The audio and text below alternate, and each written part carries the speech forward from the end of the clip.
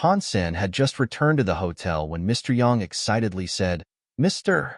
All, all gone. The gene races we sell, aside from the mutant 8 sound bug, people bought them all." Han Sen understood what had happened. He had impressed everyone at the party, and the people in attendance were rich and famous. They probably visited his shop with curiosity. It was nothing out of the ordinary for them to want to buy a few things. Put the mutant 8 sound bug egg down. After everything has been sold out, we should close the store and wait until I bring back more gene eggs. Han Sen was not in the mood to collect more. He was not concerned about earning a lot of money. He only needed enough to get by. "Mister, although you are very powerful, if it is only you digging up gene eggs, much of your time will be wasted," Mr. Yang said. "We cannot sustainably provide gene eggs, which is not good for our growth." Sun looked at Mr. Yang and asked, "What do you mean, old Yang?" Mr. Yang surprisingly stated his opinion. "We can find a way to get resources and sell them online. Although that will earn us less money, it can be sustainable over a longer period of time. In that case, I will have to depend on you." Han Sen gave his money and authority to Mr. Yang. Mr. Yang was excited. He got ready to impress Han Senator before. He had no God Spirit blood pulse or any achievements. Now, he had a God Spirit blood pulse, and it was a perfect God Spirit blood pulse. Mr. Yang's entire body felt refreshed. He felt like a teenager and was brimming with eagerness and energy. "By the way, you can have the Holy One White Deer now," Han Sen said. He then provided Mr. Yang with the Holy One White Deer. If Mr. Yang encountered some trouble when he was not around, he could use the Holy One White Deer to bolster his safety a bit. "Do not worry, mister. I will work hard on your shop." Mr. Yang was very excited. He never thought there'd come a day he could make use of a God-class gene race. Safety first. Just try your hardest within reasonable means. Han Sen waved and returned to his room. He laid down on the bed and pulled out the stone ocarina. Han Sen sighed and said, "When the Destiny's Tower was destroyed, the ocarina little big sister Xiang Ying gave me was lost. I am so sorry." Han Sen put the stone ocarina near his mouth and played a song Xiang Ying had taught him. It was the same as before. Some smoke came out from the holes. It generated a cloud above it. The sound of crackling electricity was in the cloud. It was also like a whisper. Han Sen had heard that sound many times. He had no idea what it meant. He was really missing Xiang Ying, so he did not have the time to analyze those sounds. He just closed his eyes and kept playing. The sounds of the ocarina were quiet and sounded thin. The sonic powers were based on vibrational powers, but the sound of an ocarina made people's hearts feel calm. The soothing sounds of the acoustics calmed people who felt annoyed. Han Sen finished his song and stroked the stone ocarina. He opened his eyes. When he saw the cloud above his head, he was given a shock. When Han Sen played it before, he had heard some godly language speaking in a mumbling fashion. He never understood the meaning of it. This time, he did not just hear the mumbling sounds. He saw gold lightning in the clouds. The weirder thing was that the electric symbols from the lightning were some symbols, or text Han Sen had never seen before. He did not know what they were. For some reason, when he saw the electric text, he felt weird. It seemed as if he could read them and understand what they meant. Han Sen was feeling more awake.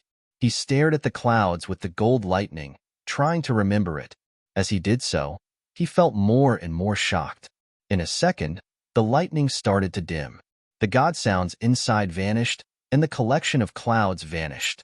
Han Sen quickly took out the stone ocarina again. He was going to play it. The clouds quickly returned. There were some chanting sounds now, but there were no more gold lightning symbols. Why is it like this? Han Sen tried it a few times. The results were the same every time.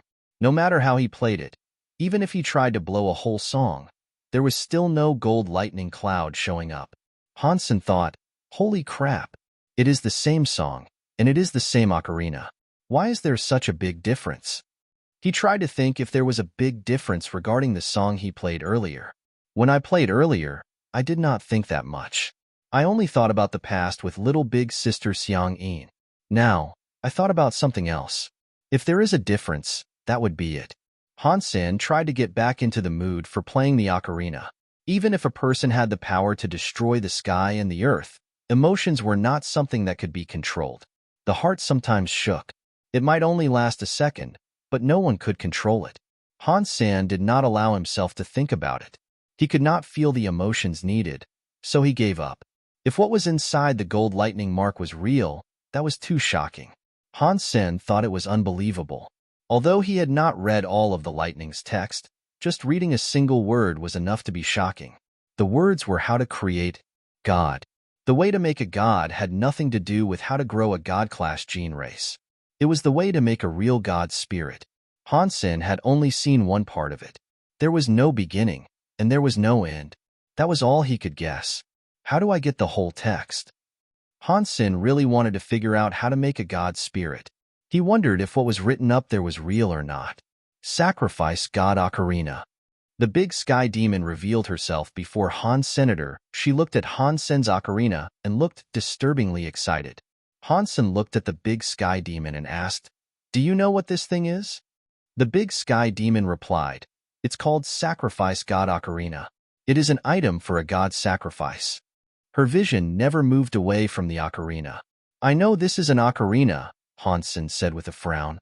"I wanted to ask you what it is for." The big sky demon looked away and smiled. "Just like the name suggests, it is an item for praying to a god spirit. What else is it for?"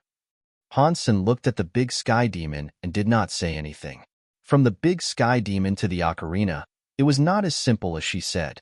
The big sky demon laid down next to Han Senator. She used her fingers to tilt Han Sen's jaw. She seductively said, "Do not look at me like that. If you want to know things in detail, that is fine. But you are going to have to spend the night with me. I still have things to do. You can just play with yourself." Han Sen jumped off the bed. The big sky demon did not have to tell him. He was going to figure out the lightning text in the cloud by himself. He would then figure out how to use the stone ocarina. Unfortunately, Han Sen was not very good when it came to music. He only triggered the gold lightning because of his emotions for little big sister Xiangyin. He was not able to summon those emotions on a whim. He could not do it again. Han Sen thought, if I can't do it, it does not mean other people cannot do it.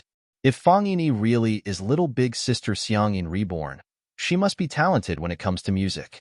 Perhaps she can help me uncover the riddle behind this strange ocarina. He planned to ask Xiangyin for help. Before Han Sen went to find Feng Yinyin, Feng Fei had already brought her to where he lived. "Sanmu, I had a discussion with my auntie," Feng Yinyin happily said as she tugged at his arms. "You should move into our house." Han Sen looked at Feng Fei.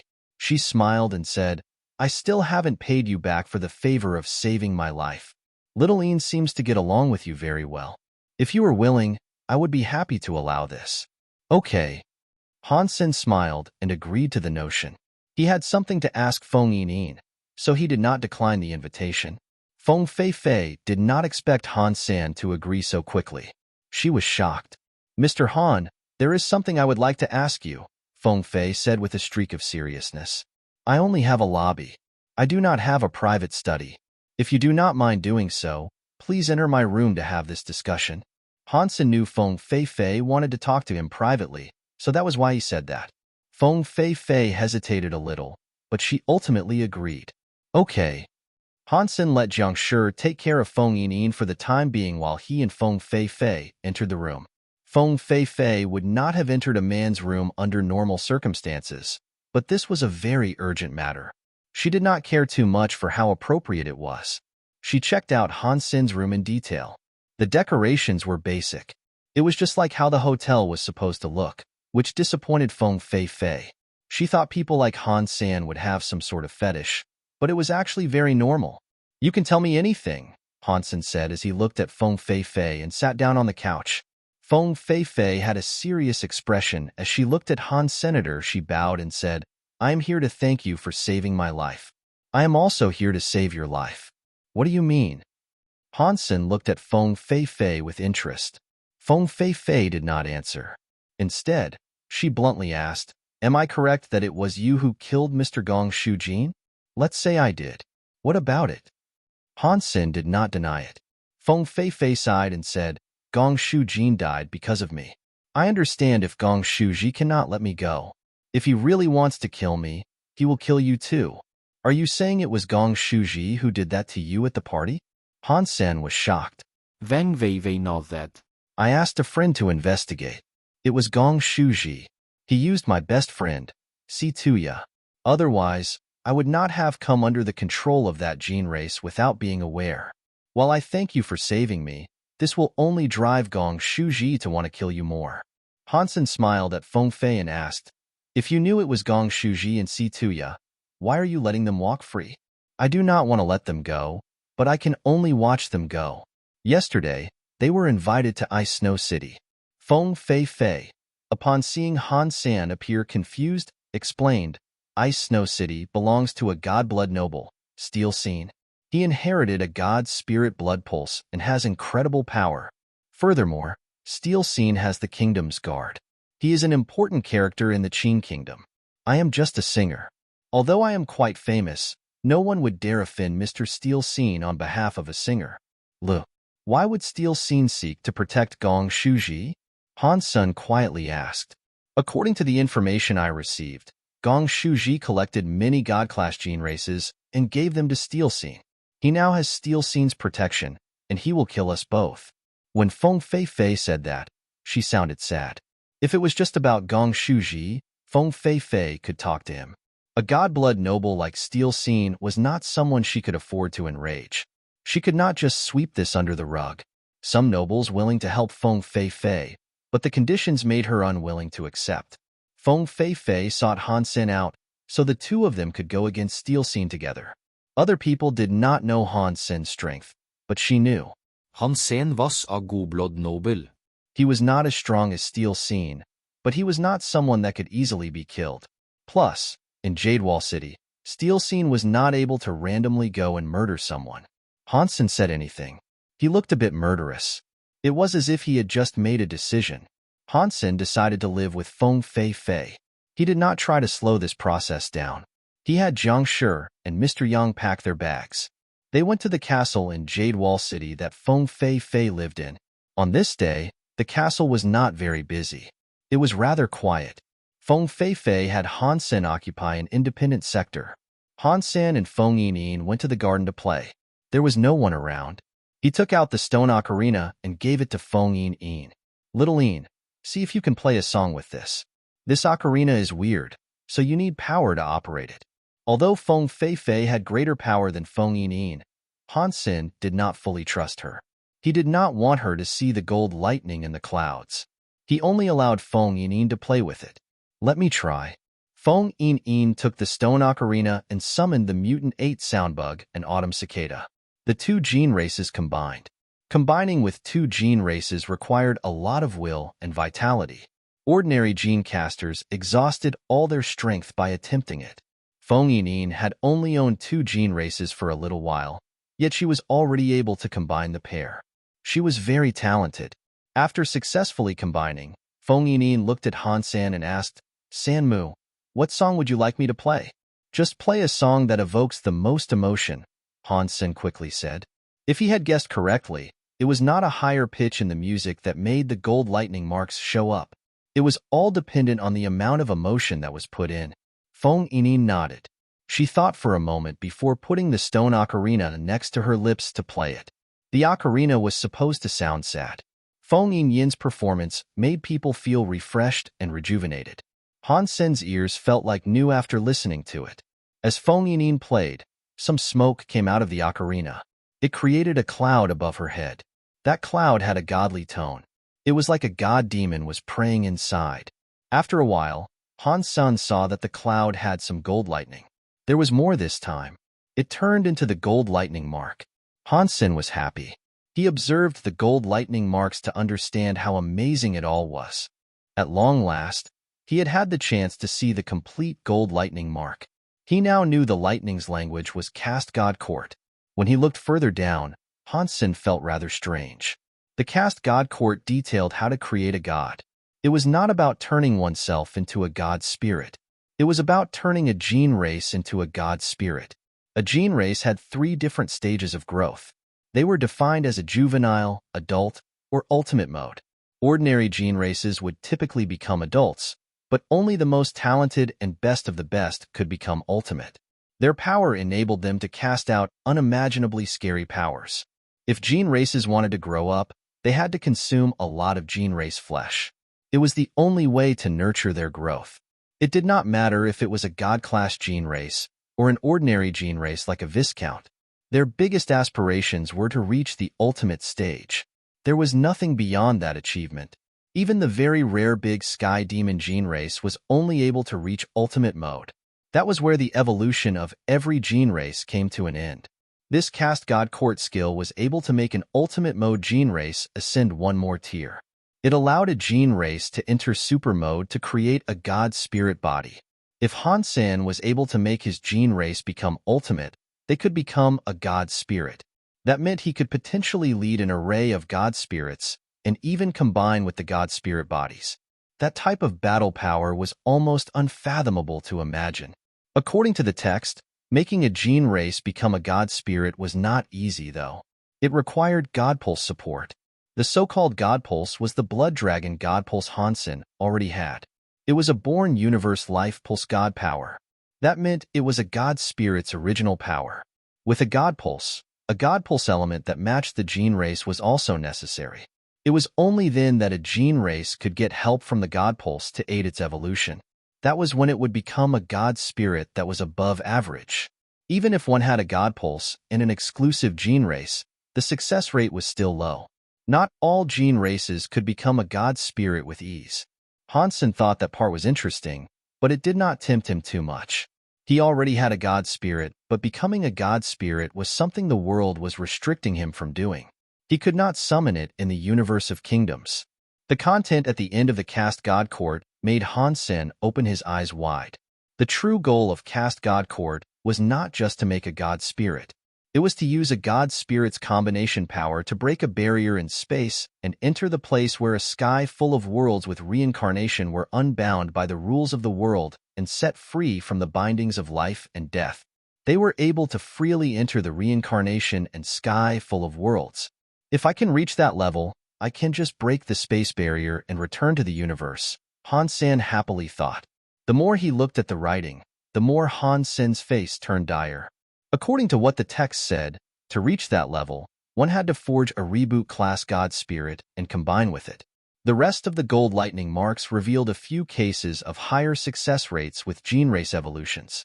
There was 10 Direction Sky World God King and Sky full of Big Lust Demon God.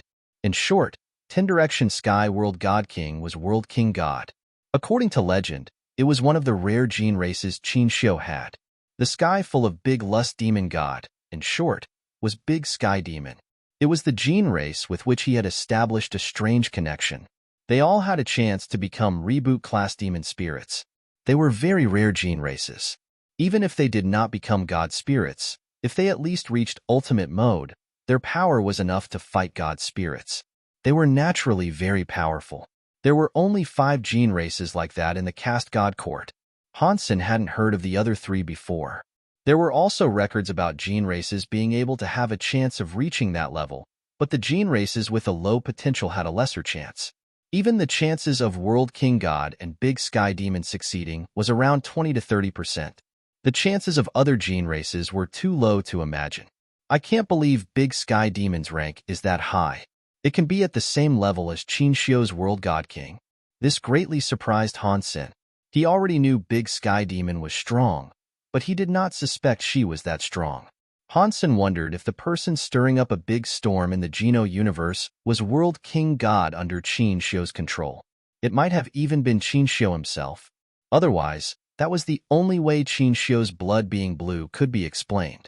The blood of the humans in the universe of kingdoms was red, so Qin Xiu's had to be the same.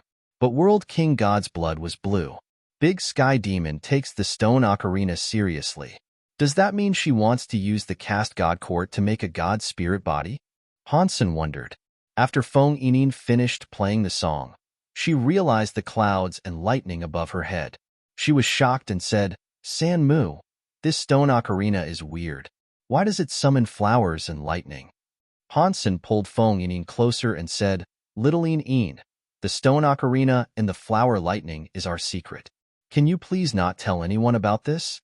Not even Auntie? Feng Yining asked. Han Sen seriously replied, "Yeah, nobody. Only you and I can know. Okay, this will be a secret between you and me only. I will not tell anyone." Feng Yin reached out her finger and smiled. "Let's make a pinky promise."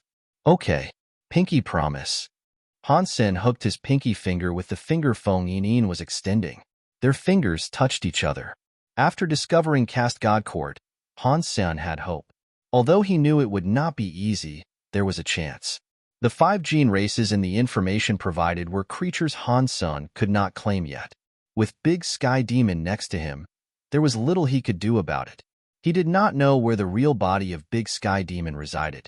Han Sen thought, although I do not have an ultimate gene race, a mutant god-class gene race's success rate for becoming a god spirit is just a bit lower than an ultimate gene race.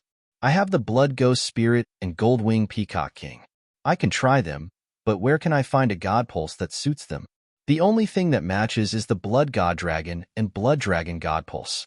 But the Blood God Dragon is in baby form. I need to make it an adult so it can have a chance of combining with the Blood Dragon God Pulse. Making a god spirit body will not be that easy. Thinking of that, Han Sen looked into his Sea of Soul. He examined the Gold Wing Peacock King. It was still in egg mode. Its evolution had not finished. Feeding it myself is too slow. I do not have that much gene race meat to use. It looks like the gold-winged Peacock King has to finish evolving first and use the black crystal armor to make the Blood God Dragon increase. Han Sen made up his mind, but he had no idea when the gold-winged Peacock King would finish evolving. While Han Sen was thinking about that, he suddenly heard a noise outside. He stood up and looked out the window. He saw many people wearing uniforms surrounding Feng Fei Fei's castle. "Commander Liu, why are you here? What do you need?" Feng Fei Fei took along a butler to welcome him in. She stood opposite the king's guards. The king's guard was in charge of Jade Wall City's defenses. There were 14 squadrons of riders in their midst, and there were 14 commanders. The commanders were controlled by Steel Scene. Steel Scene had 2 other subordinates, and that composed the whole of the King's Guard. The 14 King's Guard squadrons were also referred to as the kingdom's 14 riders. Every leader was a very special character. The whole of the King's Guard was not entirely commanded by Steel Scene's decrees, but over half the commanders showed unyielding loyalty to him. This team was called the Thunder Lion Riders. They were in charge of the security in that area. The one known as Commander Liu Sanji was one of Steel Scene's favorites. Now, he had brought the Thunder Lion Riders to Feng Fei Fei's house. It did not look like a social call, so Feng Fei Fei looked fairly glum. The Thunder Lion Riders have received a report there might be illicit items in the vicinity. We will need to search this area. So, please cooperate. Liu Sanji was very strong. He was wearing scale armor, and he rode atop a male lion that wielded fire. He looked like some demon god from hell. He looked very scary. Feng Fei Fei frowned and asked, "Illicit items? What illicit items?" "That is classified," Liu Sanji coldly said. He waved his hands. "Go search, but show some care." Feng Fei Fei frowned and said, "Hang on, Commander Liu. You cannot just barge into someone's residence like this. It is not appropriate." "What? Are you going to question the King's Guard?" Liu Shanji's face did not change. He looked cold. "Of course, I will not." Feng Fei Fei knew she should not commit a crime. Going against the King's Guard was practically the same as treason. That crime likely would have led to her death. "If you are not, then you should go away." Liu Shanji commanded his soldiers to raid the castle. Feng Fei Fei was forced to call for her people to stand down and avoid initiating a conflict with the Thunder Lion Riders. Otherwise, even if she was not guilty, she would be found guilty. It would have meant she went against the national law that governed the whole of the Qin Kingdom.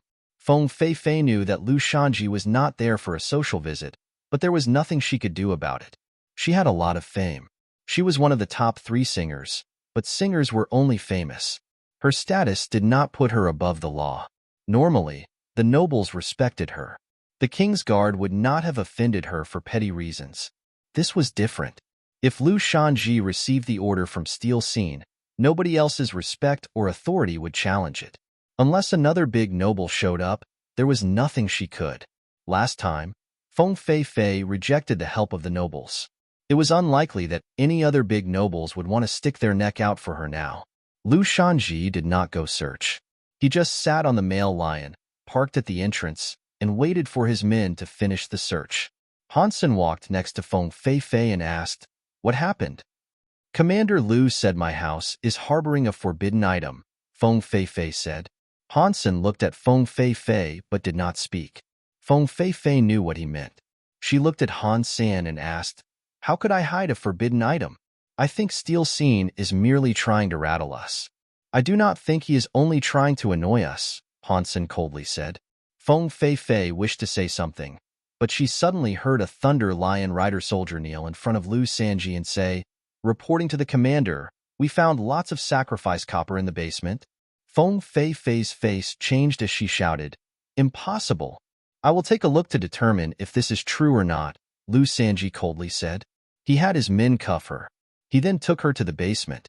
Han Sen followed Feng Feifei. She quickly walked to the basement. She looked inside. Some copper products formed a brick shape. The copper looked a bit weird.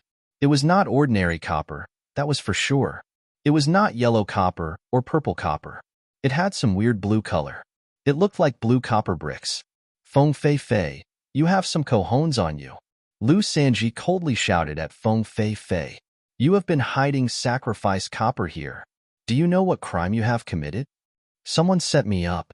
The sacrifice copper is not mine." Feng Feifei looked terrified. She stared at Lu Sanji.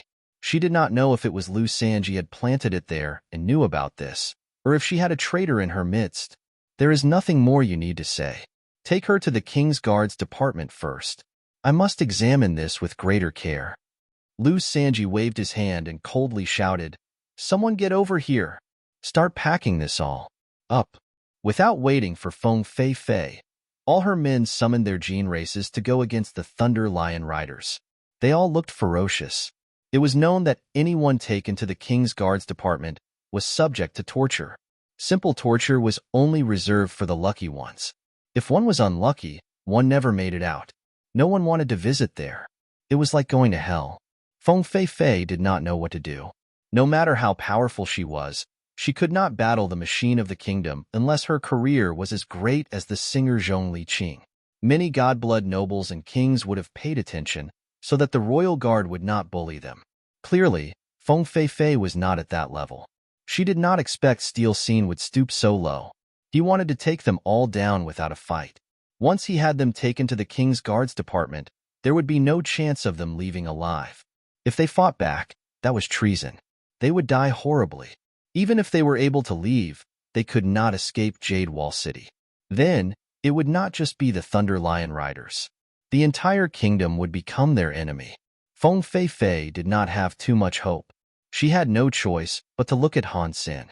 Han Sen looked at Lu Sanji and asked, "Commander Lu, are you sure you want to take us back?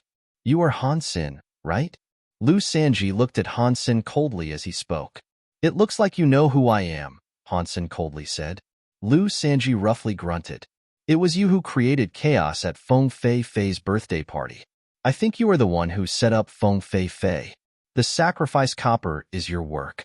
It was a ridiculous accusation. He had even tried to sever Han Sen's connection with Feng Feifei. Han Sen knew this must have been Steel Scene's ploy.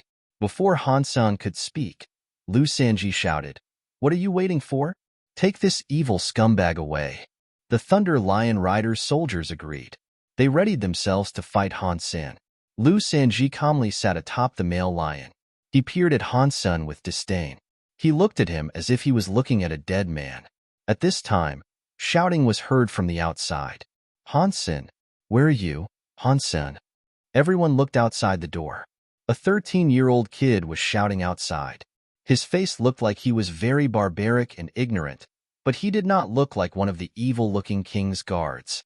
He barged in like a little bully from a village. "Mr. Crown Prince." Lu Sanji saw the young man and was shocked. He quickly jumped off of the male lion and kneeled before the Crown Prince. Suddenly, all of the Thunder Lion Riders did the same and kneeled. They all bowed before the young man. The young man did not care for their show. He walked in front of Han Sen and tugged at his hand. "Han Sen, why did you come to Jade Wall City and not inform me? If I had not heard about you beating up Do Tianyu at Feng Fei Fei's party, I would not have known that you were in Jadewall City. The young man was Qin Kingdom's crown prince, Qin Bai.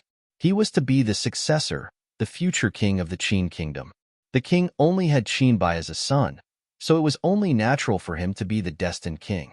The kingdom's palace is not someplace any commoner can go. Even if I wanted to look for you, I would have been unable to enter. Han Sen left. I see. That is my mistake. Let's go to the palace together now. Qin Bai pulled Han Sen to leave with him. He was like a big child. In fact, he was a child. He was only around 13 years old. Ordinary kids had fun at that age. Mr. Crown Prince, this guy is involved with hiding sacrifice copper, Lu Sanji quickly said. I need to take him to the King's Guards Department for investigation. What do you mean hiding sacrifice copper? I want him. Can I have him? Qin Bai looked at Lu Sanji with annoyance. Lu Sanji quickly bowed and said, Please forgive me, Mr. Crown Prince. Sacrifice copper is important for this kingdom. It is a matter of the kingdom's reputation. The kingdom has a rule that states whoever stores sacrifice copper is in big trouble. To hold more than 1 kilogram results in execution. There are at least 100 kilograms of sacrifice copper here. His entire family should be slain. Pat. Before Lu Sanji finished speaking, Qin Bai slapped him across the face. Lu Sanji could have dodged the strike, but he did not dare evade the prince. He didn't use any power to fight Qin Bai either. He accepted the slap. His face went red. 5 clearly defined fingerprints were on his cheeks. I am doing stuff. Do I need you to teach me? Qin Bai looked angry as he stared at him. He had an overbearing face that showed he was the boss. He was the poster child of a spoiled brat. The slap made Han Sen happy. Feng Fei Fei was happier too. She had not suspected that Han Sen had a relation with the Crown Prince, Qin Bai. Mr. Crown Prince, the kingdom has its laws, and the family has family rules. The sacrifice copper.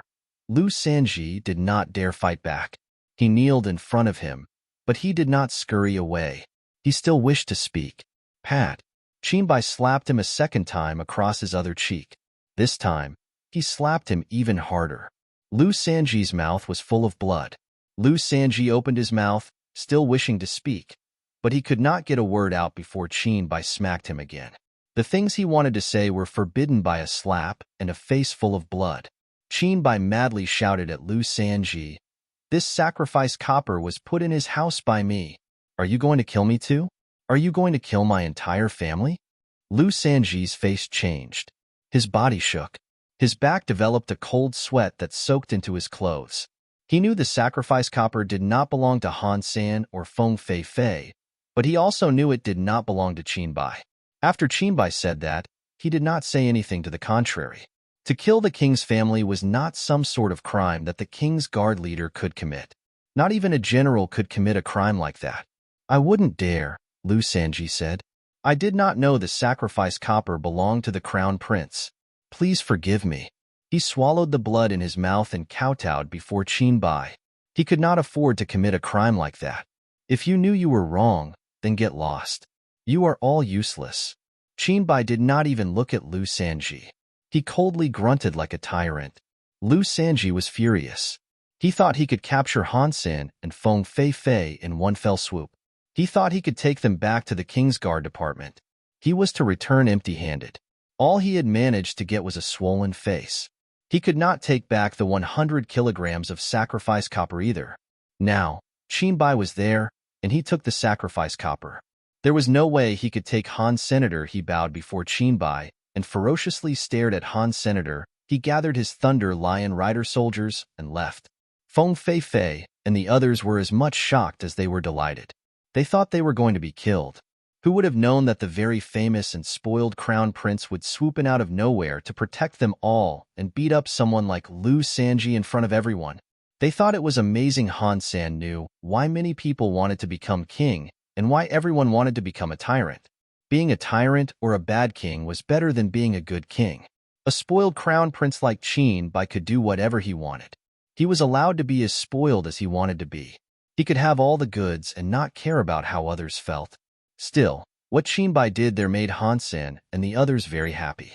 He wouldn't mention anything about him being a loser. Han Sen, You are safe now. Please come back to the palace with me. You are here at a perfect time. You must avenge me. Qinbai tugged at Han Sen with major excitement as he spoke. Mr. Crown Prince, what happened today is over. But this is not over, Han Sen said with a sigh. I am afraid I cannot come to the palace with you yet. What else do you need to do? I thought I sorted out the sacrifice copper issue for you. Lu Sanji won't dare trouble you again. Qinbai was surprised. Lu Sanji is just a small character that does the bidding of others. The person that wants me dead is the King's Guard General, Steel Scene. Han Sen explained what happened to him. Gong Shuji should be dead by now. You should have killed him. Now, he has run to Steel Scene, who is in Ice Snow City. This is very bad. Qinbai looked troubled. Although he could do whatever he wanted to with his authority, it was not as if he was unafraid of things. There were still some things he feared. Aside from the Emperor himself, there were a few people who frightened him. Qinbai was scared of a few grand teachers. They were the only ones who dared to hit him, so he was afraid of them. Regarding Steel Scene, he had quite the position in the hierarchy of the Qin Kingdom. Although he did not know much about things, he knew how scary that person was. He might not have feared him, but he would not treat Steel Scene the same way he treated Lu Sanji. He thought about it. Qinbai suddenly looked quite cocky. He said, "That is fine. You and Feng Feifei can go to the palace with me. I do not think Steel Scene will try and get at you by going to the palace." Feng Feifei and the others heard his words. She displayed a wry smile. A place like a palace was not somewhere a commoner could waltz in and out of. Even if Qinbai wanted them to go there, they could not stay there for long. Otherwise, the other superiors eventually would have objected to their presence. They might have even given him a hard time or said things like, "They don't know anything." "Mr. Crown Prince, this has to be sorted out sooner or later," Han Sen said. "If you keep navigating around the issue, it only delays what is inevitable. I do not need to go to the palace, but can I ask you for a favor?" "Oh, just tell me. If I can help you out, I will definitely do so." Qinbai patted himself on the chest as he spoke. Upon reading Lu Sanji's report, Steel Scene coldly said, "This is ridiculous. Mr. Scene, Han Sen has a special connection with the Crown Prince," Lu Sanji said. "I don't think taking him down will be as easy as we initially presumed." Steel Scene seemed disdainful. He said, "The big Qin kingdom was built by the likes of us. Our king is a smart man. He is a good man. He will not allow the Crown Prince to do ridiculous things. We must remove this evil person from existence, lest bad things befall the kingdom through his doing. But the Crown Prince is in Feng Feifei's castle. There is nothing we can do." Lu Sanji looked troubled. His face still hurt. He did not dare go to the Feng family's household to try and capture them again. Steel Scene waved his hand. "There is no need to go. If we really want to kill him, we do not need to take him away. We can eliminate him from miles away." "What do you mean?" Lu Sanji asked as he looked at Steel Scene with confusion. Steel Scene smiled. He randomly took out a gene race. This gene race was in the shape of a bronze, old person. It was Gong Shuji's Si Ming demon race. That old guy, Gong Shuji, had a god-class Si Ming demon race. He got it from a mysterious land pulse. It is a fairly rare gene race, and it just so happens to match my god spirit blood pulse. I have looked for him many times to buy it, but he denied my request many times. This time, he came to me. Now, I have this exclusive Si Mind demon race. We can try to use it on Han Sr. I have heard the Si Mind demon race requires genes from the victim, Lu Sanji said.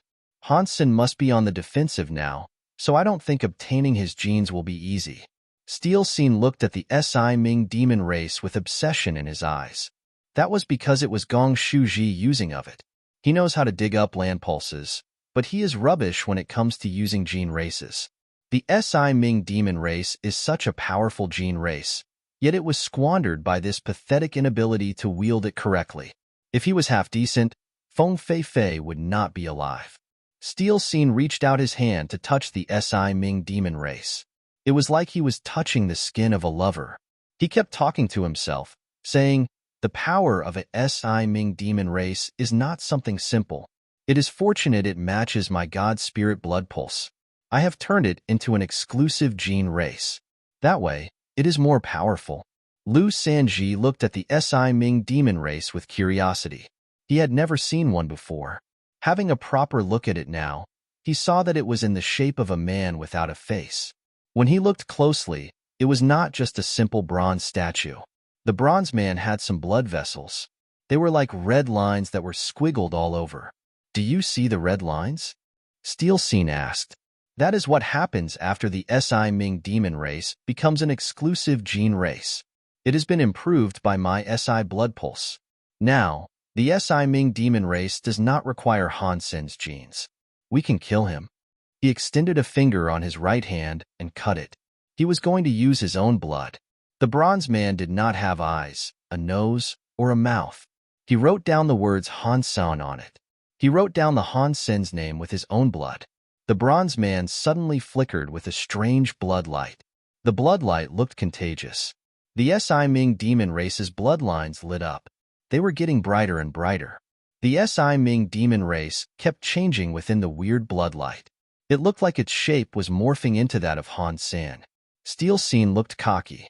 He said, "The real power of the Si Ming demon race is like a fate power of sorts. The low-tier way to use it is to obtain the genes of the foe you wish to eliminate. You can get that from a strand of hair or a flake of dandruff. That is the lowest level of how this is used. The proper way to use it is not that hard. You just need the name of your foe. Then, fate power will work. It will activate the Si Ming demon race. Of course, it needs to be the name the opponent always uses. It could be a nickname. The name is just a symbol of fate. If he uses that symbol very often, even if it is not the real name, it will be imbued with the power of fate. It will connect with him." "The Si Ming demon race is so powerful," Lu Sanji happily said. "Han Sen is so going to die now." When the bloodlines twisted, the bronze person adopted Han Sen's face upon its own. Lu Sanji complimented it, saying, "That really is Han Sen's face. Mr. has a Si Ming demon race as an exclusive gene race. You will be improved. You will be more powerful than Sangong."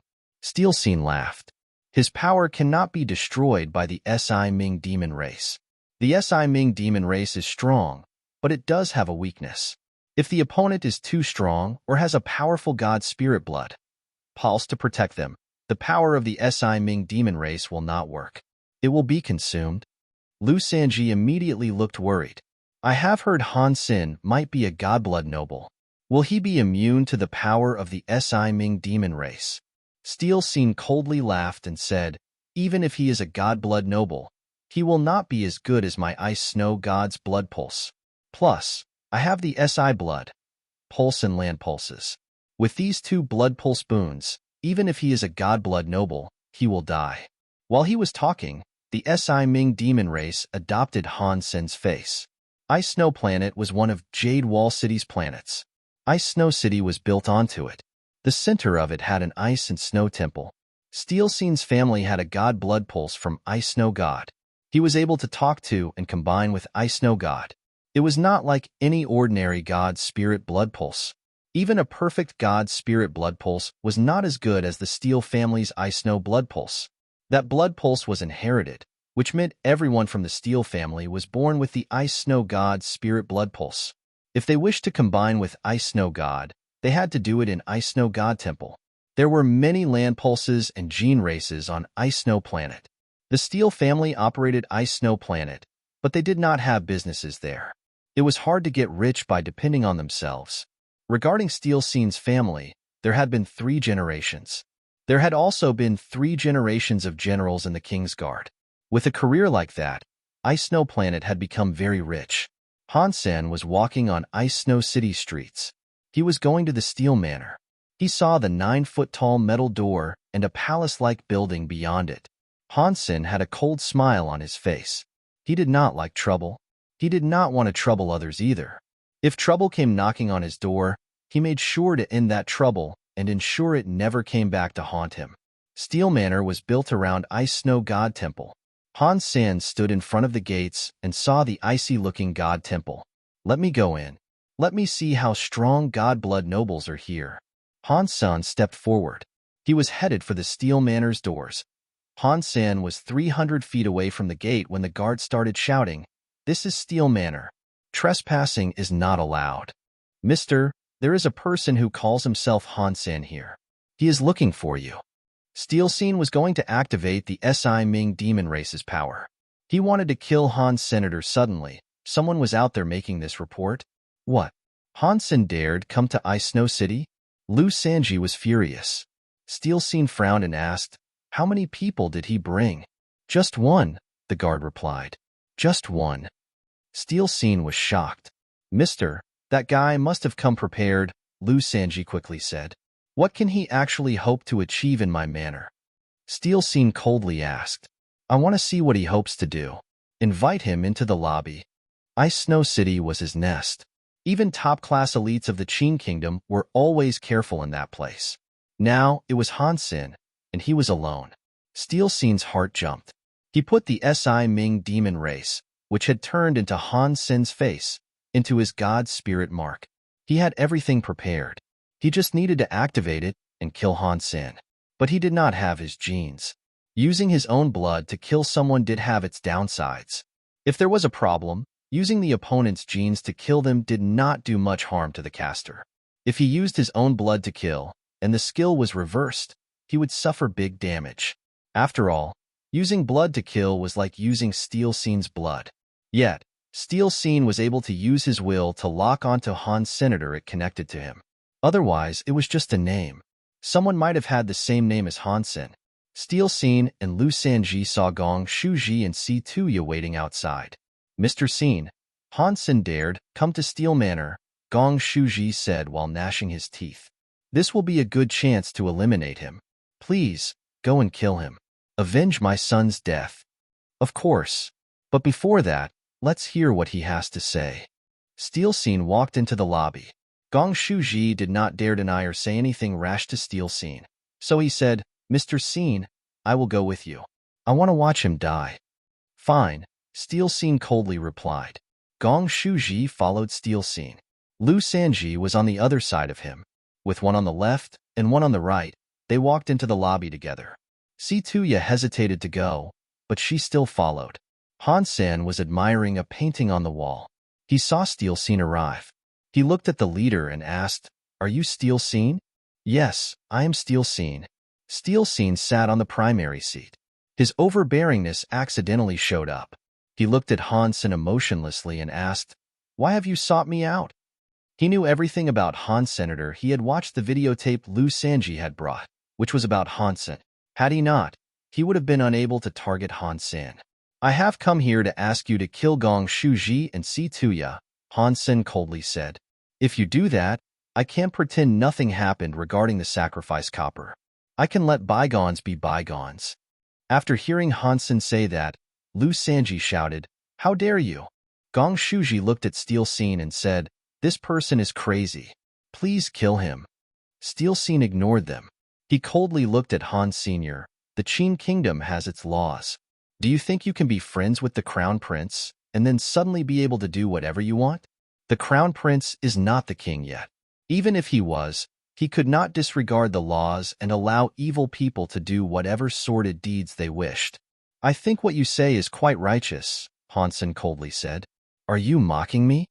Steel Scene had been a superior for a long time. He did not use gene races, but that feeling of superiority made people feel pressured. It was like his eyes had blades in them. People's legs felt soft in his presence. It was a shame that power only worked on others. Han Sen broke the sky and the ground. He had even broken god temples. It didn't work on him.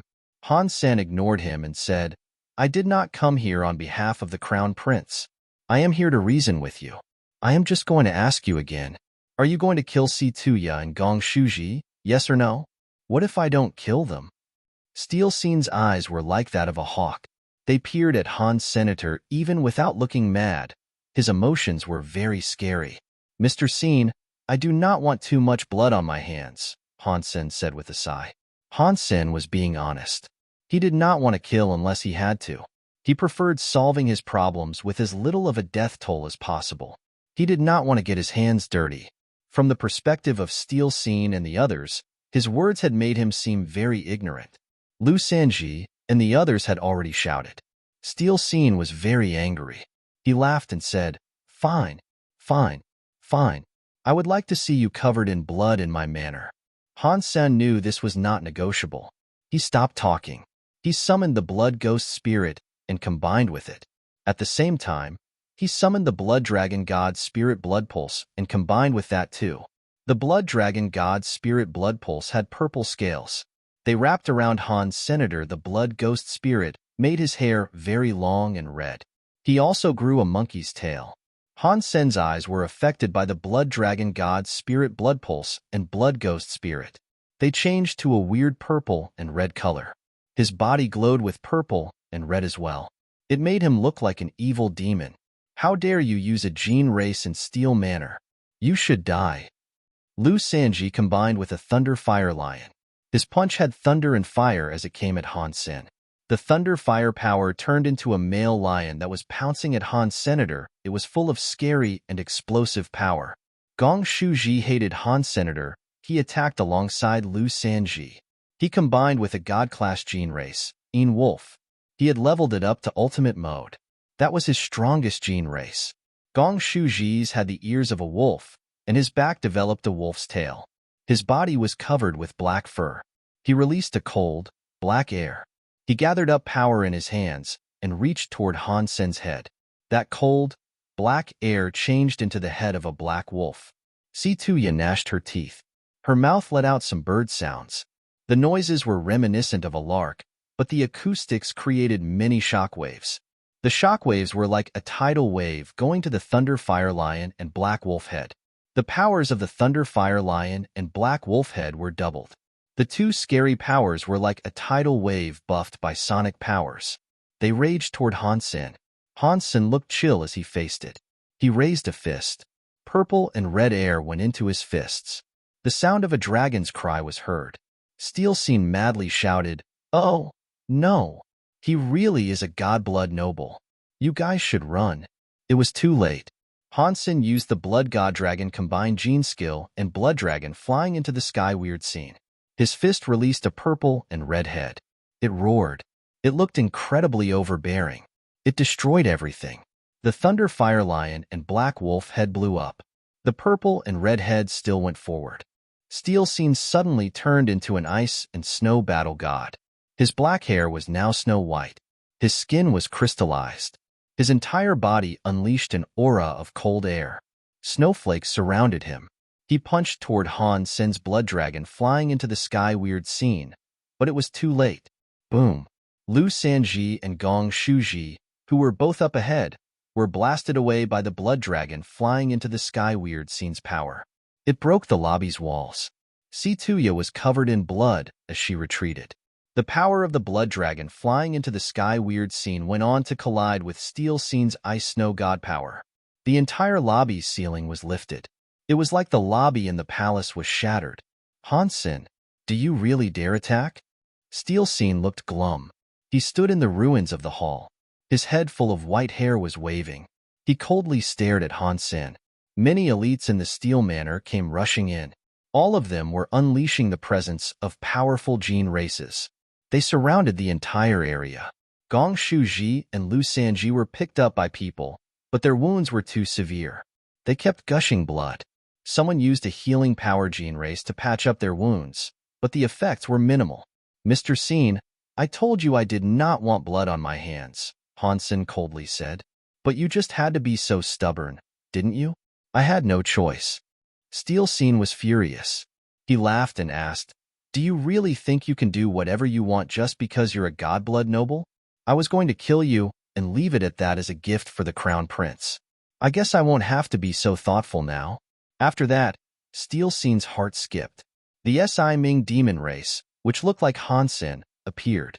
Steel Scene's ice and snow body began to discharge a black mist. His hand touched the head of the Si Ming demon race. A scary black smoke covered the sky and went to the Si Ming demon race's body. "Is that the gene race that harmed Feng Fei Fei?" Han Sen looked at the Si Ming demon race. He saw the Si Ming demon race looked exactly like him, so he quickly recognized what it was. "Han Sen, do you dare to make a scene in my Ice Snow City? That is a death wish, but I will not let you die so easily." Steel Scene coldly looked at Han Senator. The black smoke kept going to the Si Ming demon race. The Si Ming demon race suddenly bled all over. It was bad. It was like a ghost. It reached out its hand. Its 10 fingers were very sharp as they poked toward its face. The fingers went into its face, piercing through the eyes. The face had 10 bloody holes. The blood oozed out like a spring. I am going to make you skin yourself alive, Steel Scene evilly said. I am going to make you take out your own bones so that the entire world will know what will happen to them if they try to challenge me. He then looked at Han Sen. If this was an ordinary case, Han Sen should have been doing the same thing as the Si Mind Demon race. He should have been using his fingers to perforate his own eyes and dig into his cheeks. Yet, Han Sen was still stoically standing. Without moving, he gazed in Steel Scene's direction. His expression did not look like it was going to change. He was not using his hands to pierce through his eyes and face. Impossible, Steel Scene was shocked. The Steel family had been in charge of the King's Guard for 3 generations. Even a royal blood pulse feared the Steel family. That always lent to his overbearingness. If it was an elite who was famous, Steel Scene would have perhaps been a bit afraid. He would not have just fight them so rashly. Han Sen, on the other hand, was just an outsider. He was a nobody. Even if he had godblood genes, he was just a new noble without a background. Thus, Steel Scene never thought about taking him seriously. Now, Han Sen was even unaffected by the Si Ming demon race. Steel Scene was forced to take him seriously. Go to hell. Steel Scene madly shouted. The mist on his body was like a tidal wave headed straight for the Si Ming demon race. The Si Ming demon race's fingers used all their strength to pierce through the skull. It was like it was going to rip its head in half. Arg! Steel Scene suddenly screamed. Blood spilled. His entire body was tossed away by an invisible power. He struck the wall of the palace. The entire palace proceeded to collapse. The Si Ming demon race's power belonged to the element of fate. Even if faced with a godblood noble, with Steel Scene's Si Ming demon blood pulse buff, he could have damaged the godblood noble. Han Sen was different. He did not belong to that world. There was no fate for him in that world. The Si Ming demon race's power did not work on him. At this time, Steel Scene's face was bleeding. He was like a demon. He stood up from among the palace ruins with a face covered in blood. The Si Ming demon race had a lot of black air in it. Suddenly, it went from displaying Han Sen's face to that of the Bronze Man again. Clearly, the power was broken. It no longer worked. Today, I only came here for Gong Shuji, Si Tuya, Lu Sanji, and Steel Scene. I do not want to hurt anyone else. If someone tries to stop me, it means nothing for me to reap a few more souls. Han Sen's body exploded with blood air. He threw a punch toward the heavily injured Gong Shuji. The blood dragon roared. He made the super overbearing sound go with it. It went for Gong Shuji. Help, Mr. Scene. Gong Shuji yelled with shock.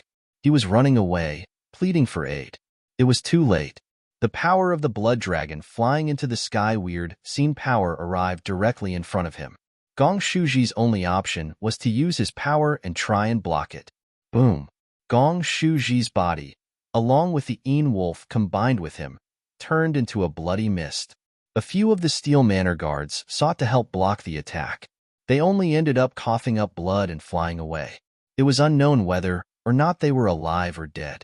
The absolute, overbearing power shocked many of the Steel Manor's elites. That power was more than what people could imagine.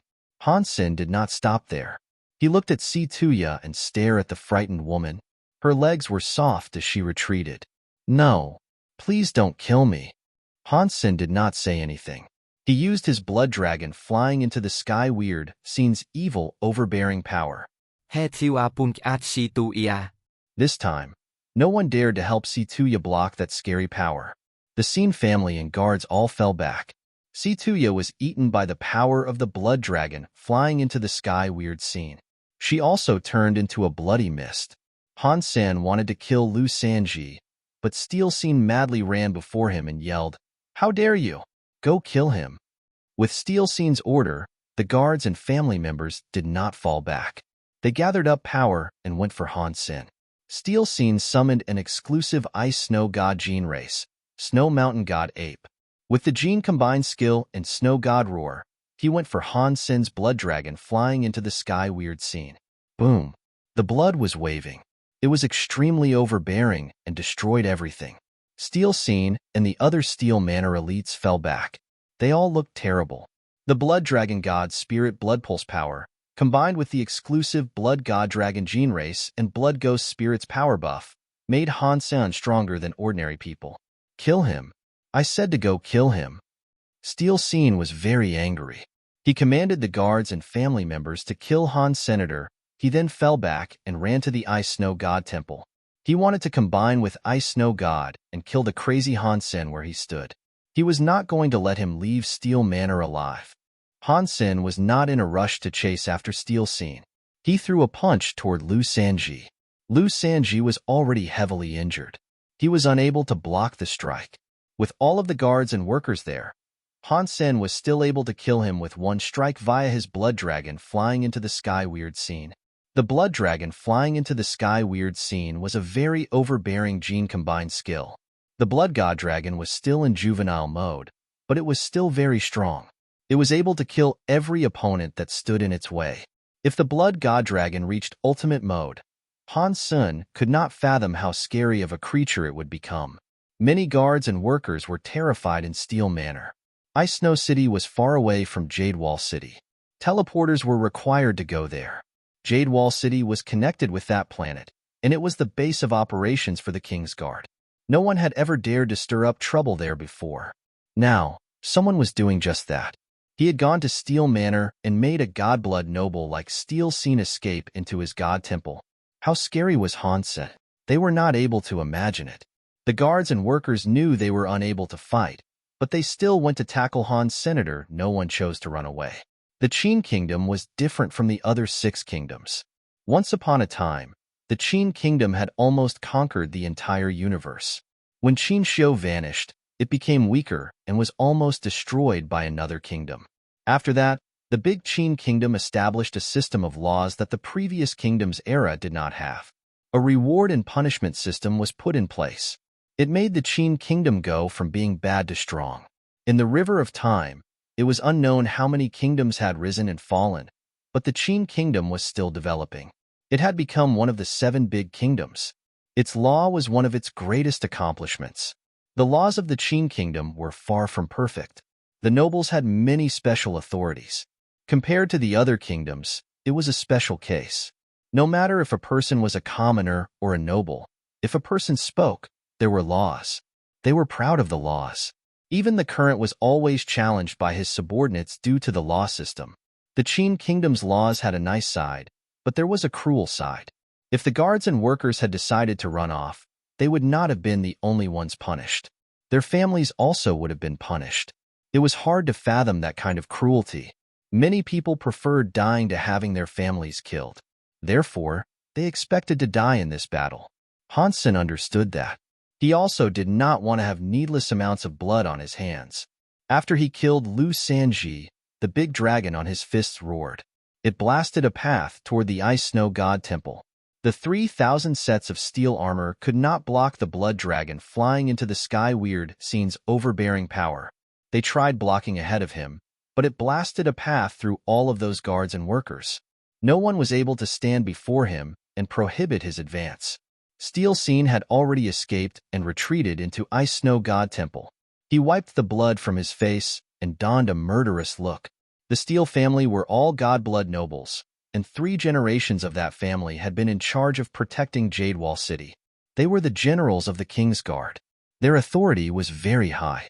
They had never been humiliated like this before. Now, someone was coming after him and beating him. Steel Scene was very angry. He wanted to kill Han's senator after he went to the God Temple.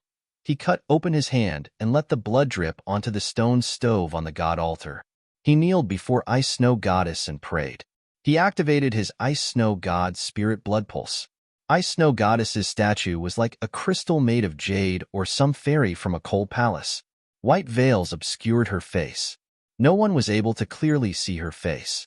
Only her eyes showed, which made people feel her holiness. People never dared to stare. It was like setting their eyes on her was blasphemy. Steel Scene's body had ice and snow air rising from it. It was like fire shooting into the sky. The god stove emitted an icy fire. That statue looked as if it was being summoned into existence. It reacted with Steel Scene and the god stove. It released scary ice and snow air. Invisible light slowly showed up on the god statue. It was like an ice-snow goddess was emerging from a godly place. It had infinite power surging through it. The whole of the ice-snow god temple was frozen because of the power. Everything had a layer of ice. Even the air appeared to be frozen. Feeling that scary presence, Steel Scene was very happy. He raised his head and looked upon the god statue. The ice-snow goddess's light was clear. It was above the god stove. It was like it was looking down on everyone. Steel Scene quickly kowtowed before Ice-Snow Goddess and implored, "Steel family's 9th generation son Steel Scene, I beg for you to combine with me and defeat an enemy." Ice-Snow Goddess had granted the Steel family a god spirit blood pulse. She was the guardian of the Steel family, as well as a partner to the Steel family. As a matter of fact, Ice-Snow Goddess was more like the god that the Steel family prayed to.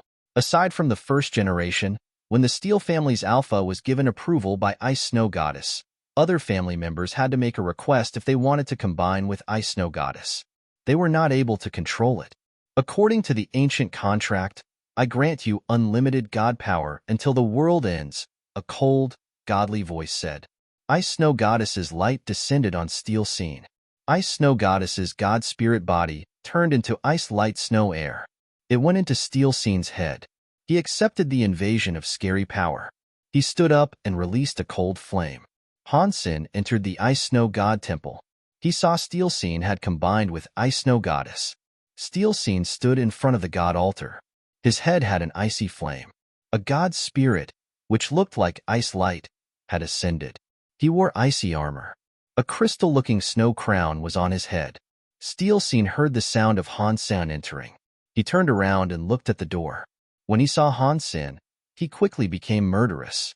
He stared at Han Sen and madly said, "You only have a god spirit blood pulse, yet you act so cocky. Today, I will let you know who was chosen by a god. I will let you see the real person who was chosen by a god. The Qin Kingdom's laws will not be able to deal with you, and I cannot have you. You must live. You must live to watch me break your blood pulse and skin you alive." Steel Scene bit his teeth as he spoke. He was very angry. Throughout the Steel family's 9 generations, they had never been humiliated before. He could not accept that slander. If he did not rip Han Sen apart, the Steel family would be embarrassed. How could he stand before Jadewall City like that? He was the leader of the King's Guard. If he could not protect his home, how was he supposed to protect Jadewall City? Steel Scene was furious, but he felt Ice-Snow Goddess's power on him deplete. It was strange. The ice armor and crown melted away. The Ice-Snow Goddess, which had almost finished the combination process, quickly escaped his body. She floated above the altar. What is this? Steel Scene was shocked. He looked at the shadow of the Ice-Snow Goddess upon the altar. In the Steel family's history, this had never happened before. Ice-Snow Goddess did not answer. She did not even look at him. She flew to the ground and walked before Han's senator. She bowed and lowered her head to him. "Greetings, mister. I am Ice-Snow Goddess." Steel Scene's body frame was ruined. He looked as if he had been stabbed in the heart. His eyes opened wide as he stared at Han Sen and Ice-Snow Goddess in the God Temple. God spirits were very holy. Everyone in the entire kingdom worshipped them. Even Ice-Snow Goddess had a contract that treated the family as a partner. The Steel family never once thought about showing an ounce of disrespect to Ice-Snow Goddess. They treated her like a god.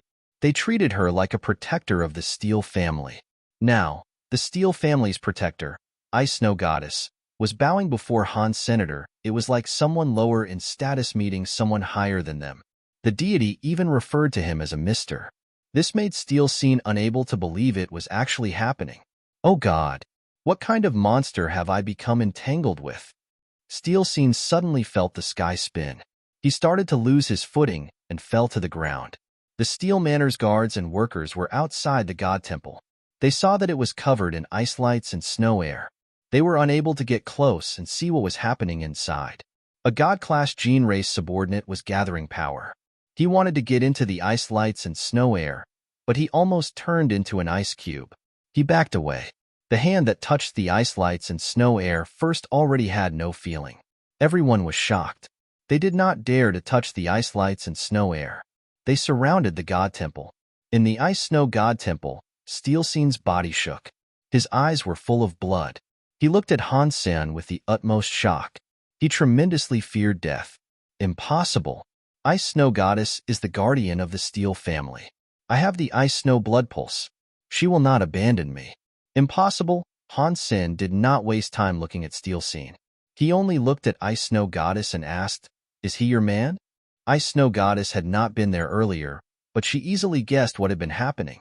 She coldly said, "I had a contract with the ancestors of the Steel family, so the Steel family has my god spirit blood pulse." Han Sen looked at Ice Snow Goddess as he said, "This man wants to kill me. If he is yours, what will you do?" Steel Seen was frightened. He screamed, "You are the guardian of the Steel family. You must save me." In the universe of kingdoms, humans used the powers of god spirits and gene races to get by. They did not really care about the power of their own bodies. Although Steel Seen was at a very high level, and he had a lot of fame, he was still afraid of death. He was superior to many others. He had many wives, and he was tremendously rich. He was not ready to die. Ice Snow Goddess's words sent Steel Seen into an endless hell. The Ice Snow Goddess looked at Steel Seen. She sighed and said, "You have offended a person not even God would dare offend. How could I hope to save you?" Steel Seen suddenly felt as if he was inside an ice cave. The blood drained from his face. After all, he was a person who had held a high position for a long time. He was a general who led an army. Now, he was utterly hopeless. He decided to use all the power he had. Steel Seen suddenly noticed his Ice Snow God Spirit blood pulse was gone. Obviously, Ice Snow Goddess had disabled the God Spirit blood pulse power she had once given him. It had been taken away. Steel Seen felt very sad, but he still looked murderous. Although he had no Ice Snow God Spirit power, he had the Si Ming Demon blood pulse from a land pulse. Although it was not a complete God Spirit blood pulse, it was still stronger than the God Spirit blood pulses that were usually given out by temples. Now, Steel Seen only wanted to live. He cast his Si God Spirit blood pulse at max capacity. Black air surrounded him. He was like an evil ghost headed outside of the Ice Snow God Temple. His heart was filled with hatred, but he did not dare fight against Han Senator. He was too scary. Even God spirits avoided inciting his ire. He would not dare to fight him again. Steel Seen only wanted to escape the Ice Snow God Temple and run to Jadewall City. That seemed the only way he would be allowed to keep his life. Before Steel Seen escaped the Ice Snow God Temple, he heard Ice Snow Goddess say, "Mister, for little God's sake, keep his body whole." In Ice Snow City, the King's Guard had people rush over to the temple. They had brought Steel family members to the Ice Snow God Temple. Seeing the Ice Snow God Temple was covered by ice lights and snow air, the general of the Phoenix Guard, Lu Xianxian, looked at Steel Seen's cousin, Steel Ingtang, and asked, "Mr. Ingtang, what happened here?" Steel Ingtang hoped Steel Seen died inside the Ice Snow God Temple so he could take over the Steel family and become its new leader, but he pretended to be angry and said, "An assassin invaded the Steel Manor in the hopes of slaying my cousin. Now, they are trapped inside Ice Snow God Temple. I do not know what is going on inside." Lu Xianxian and the other generals all swapped looks of concern. They were shocked. In daylight, someone had tried to assassinate a general of the Qin Kingdom. That was far too bold. The Ice Snow God Temple was covered by an Ice Snow God power. They could not enter the place. Lu Xianxian had to question them about the situation and offer words of comfort, such as, "Mr. Seen has an Ice Snow God Spirit blood pulse. When he entered the God Temple, he probably combined with Ice Snow Goddess. It does not matter how strong that assassin is. It is unlikely he will be able to hurt him. Don't panic. Protect the God Temple and do now allow the assassin to escape." After that, Lu Xianxian asked, "Do you know who the assassin is?" Lu Xianxian did not expect anyone to answer. If there was an assassin, revealing himself would not have been a very smart move. "It is Han Sen," an old servant madly said. "It is the one who lives with Feng Fei Fei. He killed Mr. Seen. Gong Shuji, Si Tuya, and General Lu. Lu Xianxian and the others were shocked. When they heard the answer, they donned strange expressions. No one expected someone would go to Steel Manor and kill without remorse. They knew Han Sen's name. Lu Sanji was hit in the face by the Crown Prince because of him. He had been made into a joke in Jade Wall City. How could they have not known about him? They could have thought about all of this until their brains short-circuited, but they never would have imagined that Han Sen had the audacity to go to Steel Manor and kill Lu Sanji and Gong Shuji. Lu Xianxian was about to ask something when he suddenly saw the ice lights and snow air around Ice Snow God Temple shift. It returned to crystal and jade. Everyone around instinctively peered into the Ice Snow God Temple. Their hearts went dim. They were all shocked. Steel Scene was kneeling before Ice Snow God Temple. He was bleeding. His body was red like a cooked shrimp. He had no more life force. Someone put his hand near Steel Scene's nose and screamed, "Mr. Scene! Mr. Scene! He is dead? Han Sen! Where is Han Sen?" Lu Xianxian and the others were as much shocked as they were afraid. Even after thinking about the key to this whole incident, they still took people into the Ice Snow God Temple. The most unbelievable part was that once they were inside Ice Snow God Temple, aside from Steel Scene's body, there was not a single shadow. The assassin, Han Sen, who the Steel family claimed had just walked in to murder everyone, had vanished. There was no sign of him. Steel Scene was murdered inside Ice Snow God Temple. Gong Shuji, Si Tuya, and Lu Sanji were murdered inside Ice Snow City's Steel Manor. The news was heard all over Jade Wall City. The King's Guard's main general was a character who lived in Jade Wall City and enjoyed quite a high reputation. He was in charge of the safety of Jade Wall City, yet he was murdered inside his own house. It had been over a century since something that terrible had happened in Jade Wall City. Assassins from other kingdoms killing officers in the Qin Kingdom was not rare. For Han Sen to kill a godblood noble like Steel Scene so obviously inside his god temple was something the likes of which had never happened before. The ripple effects of this event were likely very bad. Many high-class nobles knew about it. They knew about what had happened. They thought Feng Feifei and Han Sen were going to wind up injured, yet Han Sen had turned up fine. He had actually gone to Steel Manor and slew Steel Scene. When they heard the news, they were so shocked that they were rendered speechless. This thing affected too many things. Lu Xianxian and the others quickly reported the events and summoned the elites of the King's Guard. They raced to Feng Feifei's castle. The King's Guards had 14 branches. Steel Scene was the leader of the entire King's Guards, but that did not mean he was the strongest in the King's Guards. The real power of the King's Guards resided in Zhao Long from Dragon Guard and Lu Xianxian from the Phoenix Feather. Those two were the true might of the King's Guards. That was especially true of Zhao Long. He was considered the best among the King's Guards. Even though they were more powerful than Steel Scene, they still had to be below Steel Scene on the corporate ladder because their backgrounds were fairly average. They had no choice but to be subordinated. The Dragon Guard and Wind Feather Guard were in charge of the two areas closest to the palace. The power of those two regiments was greater than the rest of the 14 teams. Now, Steel Scene had been murdered. The 14 teams were on the move. Zhao Long and Lu Xianxian were leading the army to Feng Feifei's castle. In the beginning, they did not have much hope. It was unlikely for someone to commit such a big crime and return to an obvious place. When they reached Feng Feifei's castle, they were shocked to learn Han Sen was inside Feng Feifei's castle. He acted as if nothing had happened. He was just relaxing and playing chess with Crown Prince Qinbai. Han Sen, your method of playing chess is very interesting. We must play again. Zhao Long and Lu Xianxian came before Han. Senator Crown Prince Qinbai was happily speaking to Han Sen. Mr. Crown Prince. Zhao Long and Lu Xianxian and all the other soldiers bowed before Qinbai. Zhao Long said, Han Sen invaded the Steel Manor. He murdered the main general of the King's Guard, Steel Scene, and the leader of the Thunder Lion Riders, Lu Sanji, as well as Gong Shuji and Si Tuya. I am going to arrest him and have him judged. Qinbai looked at Han Sen with shock. He then looked at Zhao Long. Really? When did that happen? Zhao Long answered, half an hour ago. Qinbai shook his head. You guys must have made a mistake. Han Sen has been playing chess with me all day. He did not leave for 1 minute. How could he have murdered someone? The expressions of Zhao Long and the other people with him changed. If that had been spoken by someone else, they would not have cared about it. They would have even arrested the person who had said such a thing. But this was the crown prince of the Qin kingdom. It was Qin Bai who had said it, and he was the only child of the Qin kingdom. They were unable to do anything. Mr. Crown Prince, are you sure you were with him all day? Did he not leave your sight at all? Zhao Long asked with a frown. Of course. He has been playing chess with me, Qin Bai said in a hurried voice. He did not leave my sight. I think someone might have wanted to disguise himself as Han Sen to commit the act. You should go and take a deeper look.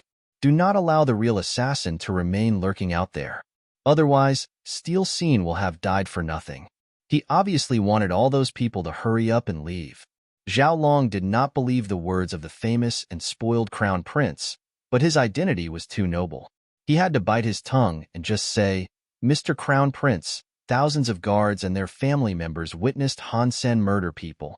If this was really a setup, he has to come and help us with the investigation. If it is a setup, we can prove his innocence. Qin Bai pointed at Zhao Long and the others while he shouted, Asshole! Are all you people in the King's Guard rubbish? Are you all idiots? The King's Guard is in charge of the kingdom's safety. He was the general of the King's Guard, yet he was murdered at home. You guys cannot even protect yourselves. Is there any point in keeping the rest of you employed? The Qin kingdom's safety depends on you trash people protecting us all. I am afraid if someone invaded the palace and cut off my head and my father's head, you guys would have no clue what happened. My apologies.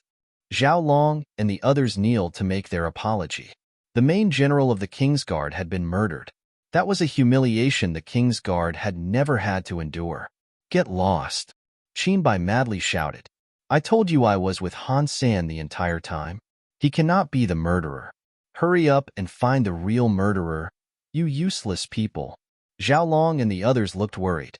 They knew they could not take Han Sen away. Qin Bai's identity was special.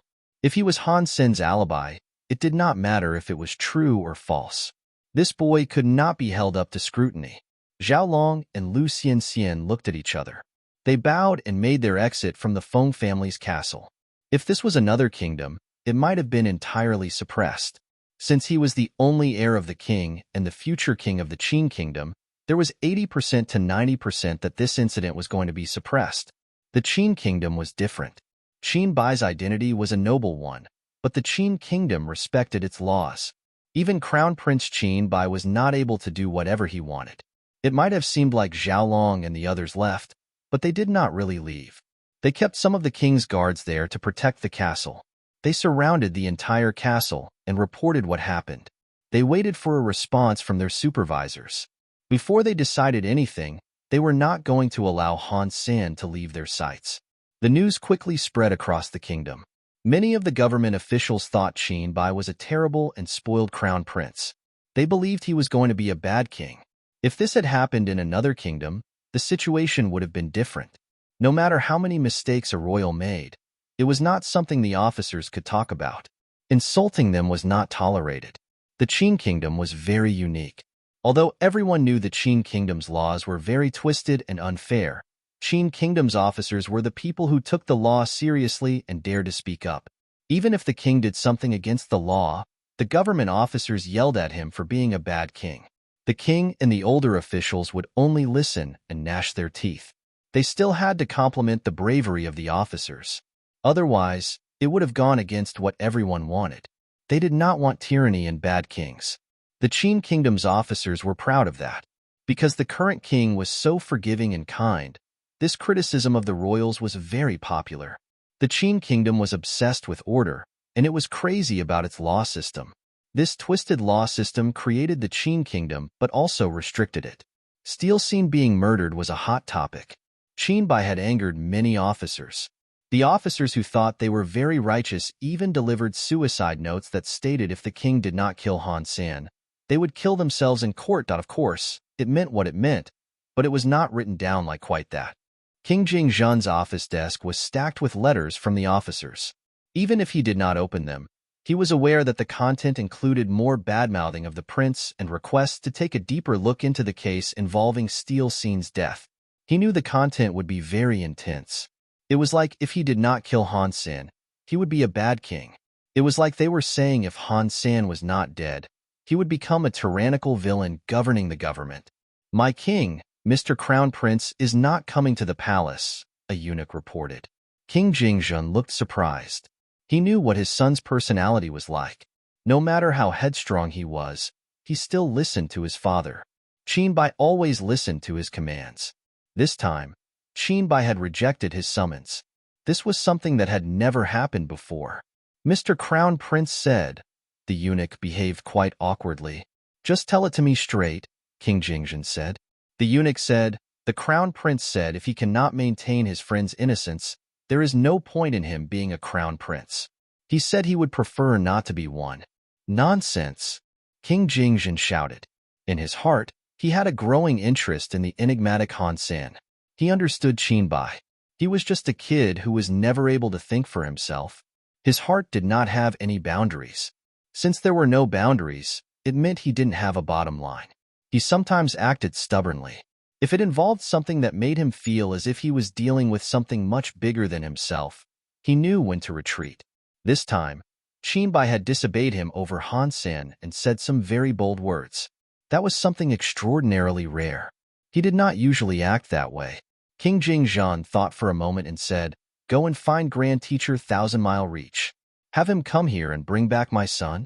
Samuel Pohor scared of sea. Speaking of, Grand Teacher Thousand Mile Reach had taught Qinbai since he was a child. Speaking of fear, Qinbai was more scared of Grand Teacher Thousand Mile Reach than Jingzhen. This small matter didn't actually require Thousand Mile Reach. King Jingzhen just wanted to see how far Qinbai was willing to go. That was why he was going to ask Thousand Mile Reach to visit Qinbai. The case regarding Steel Scene was too big. Even King Jingzhen was not able to sweep it under the rug. So, he was not going to allow Qinbai to have his way. Before the eunuch walked out, he asked this with hesitation. Mister, what if Thousand Mile Reach teacher cannot bring back the Crown Prince? If that happens, we will summon Han Sen here, King Jingzhen said with a smile. He actually hoped that would happen. Having standards was a sign of someone growing up. That meant, in his heart, he had already established his own rules. Even if the rules were wrong, it still meant his son was growing up. Jingzhen knew Qinbai did not know what boundaries and rules were. At least, in front of Thousand Mile Reach, what Qinbai stood for might not be so stubbornly upheld. Thousand Mile Reach was a very serious grand teacher who was very noble. King Jingzhen requested him to be a teacher for Qinbai, but Qinbai was naughty and a bit of a simpleton. Not even the best teacher had the skills to make him a better person. Qinbai was always hit by Thousand Mile Reach. It had happened since he was a child. God knew how many times Thousand Mile Reach had smacked him. One time Qinbai made a big mistake. Thousand Mile Reach struck him 30 times with a ruler. Qinbai's hands were so swollen that he could not even eat. While Han Sen was playing chess, Qinbai and saw Thousand Mile Reach come in. He was so shocked that he jumped. Grand Teacher, why are you here? Qinbai quickly stood up. His body was a bit stiff as he bowed before Thousand Mile Reach. His face twitched. He lowered his head, not daring to look at Thousand Mile Reach. He was like a schoolchild who had done something wrong. Thousand Mile Reach looked at Han Senator. His personality was very serious. After hearing about it, he didn't like what Han Sen had done. He saw Han Sen just sitting there as if he did not care about anything. He thought even less of him. Although Thousand Mile Reach did not like Han Sen, he did not say anything to him about it. He was not one of the king's guards, and he was not there to observe. He did not capture anyone. He was only there for Qinbai. Mr. Crown Prince, you have skipped your homework for 2 days. To be successful, you must work harder. Do not just spend your time playing around. To be successful, you must put in the effort. You will not be successful if you keep on messing around. You will one day become the king of the Qin kingdom. That is not something you should throw away, and you should not be this ridiculous. Why don't you just come back with me? Thousand Mile Reach grabbed Qinbai's hand, ready to depart the Feng family's castle. Qinbai looked stiff. He looked at Han Sen as if he was asking for help. He did not want to leave, but he was scared of Thousand Mile Reach. He could not fight back. Han Sen smiled at Qinbai. He did not try to stop his departure. It would have been great if Qinbai could stay, but if he was taken, that was fine by him. Although Han Sen asked for Bai's help, he did not put everything on Bai. He was a spoiled and stupid child. Han Sen had other things planned. It didn't matter to him if Bai was taken. Bai was pulled away by Thousand Mile Reach. He kept looking back at Han Senator. He wanted Han Sen to say something, but Han Sen did not say anything. He only smiled at him. For some reason, Bai saw Han Sen smile and felt uncomfortable. He did not know where the courage came from, but he stood there and refused to leave. Thousand Mile Reach pulled Bai very slightly. Bai stopped. Thousand Mile Reach also stopped. He looked at Bai and asked, "Mr. Crown Prince, what is it?" Thousand Mile Reach looked at Bai, who had lowered his head. His face looked green and then white. He gnashed his teeth and said, "Teacher, I promised Han Sen I would stay with him. You always taught me that men need to keep their promises and only bad people break them. What a king says is very important. I do not want to be the bad guy who never keeps his promises." Bai's words were not spoken with confidence. He lowered his head and did not even look at Thousand Mile Reach, but his teacher looked surprised. Bai had always been afraid of him. Now, he had mustered the courage to say that to him. This was something that had never happened before. Thousand Mile Reach saw Bai was scared, but he did not want to leave. He looked at Han Sen. He could not force Bai to leave. If he needed to use force, the king would not have asked him there. Thousand Mile Reach nodded and let go of Bai. He walked over to Han Sen, who was still at the chess table. He knew that Bai alone would not have mustered such courage. Whoever gave him the courage had to have been the other young man. If he was able to persuade Han Sen, Bai's courage would vanish. Then, he could be taken away. Thousand Mile Reach knew Han Sen was not an ordinary person. After all, he had been able to kill Steel Scene in Ice Snow God Temple. There was no doubt that Han Sen was a God-blood noble, and his blood pulse and gene race was stronger than Steel Scene. What did that matter? The Grand Teacher of the Qin Kingdom was the strongest elite around. He was far greater than Steel Scene. He would not have been allowed to be the king's teacher had that not been the case. Thousand Mile Reach always wanted to be a king's teacher like Jinbu. He wanted to raise the king to become a great king. He had achieved so much for the kingdom.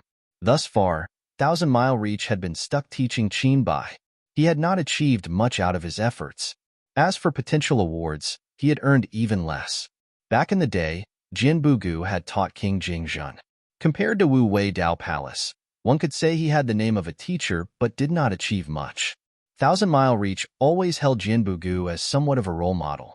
No matter what, he wanted to teach Bai to become a good person.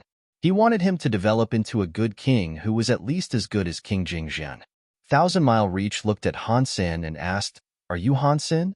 "Yeah." Han Sen sat where he was. He did not stand up.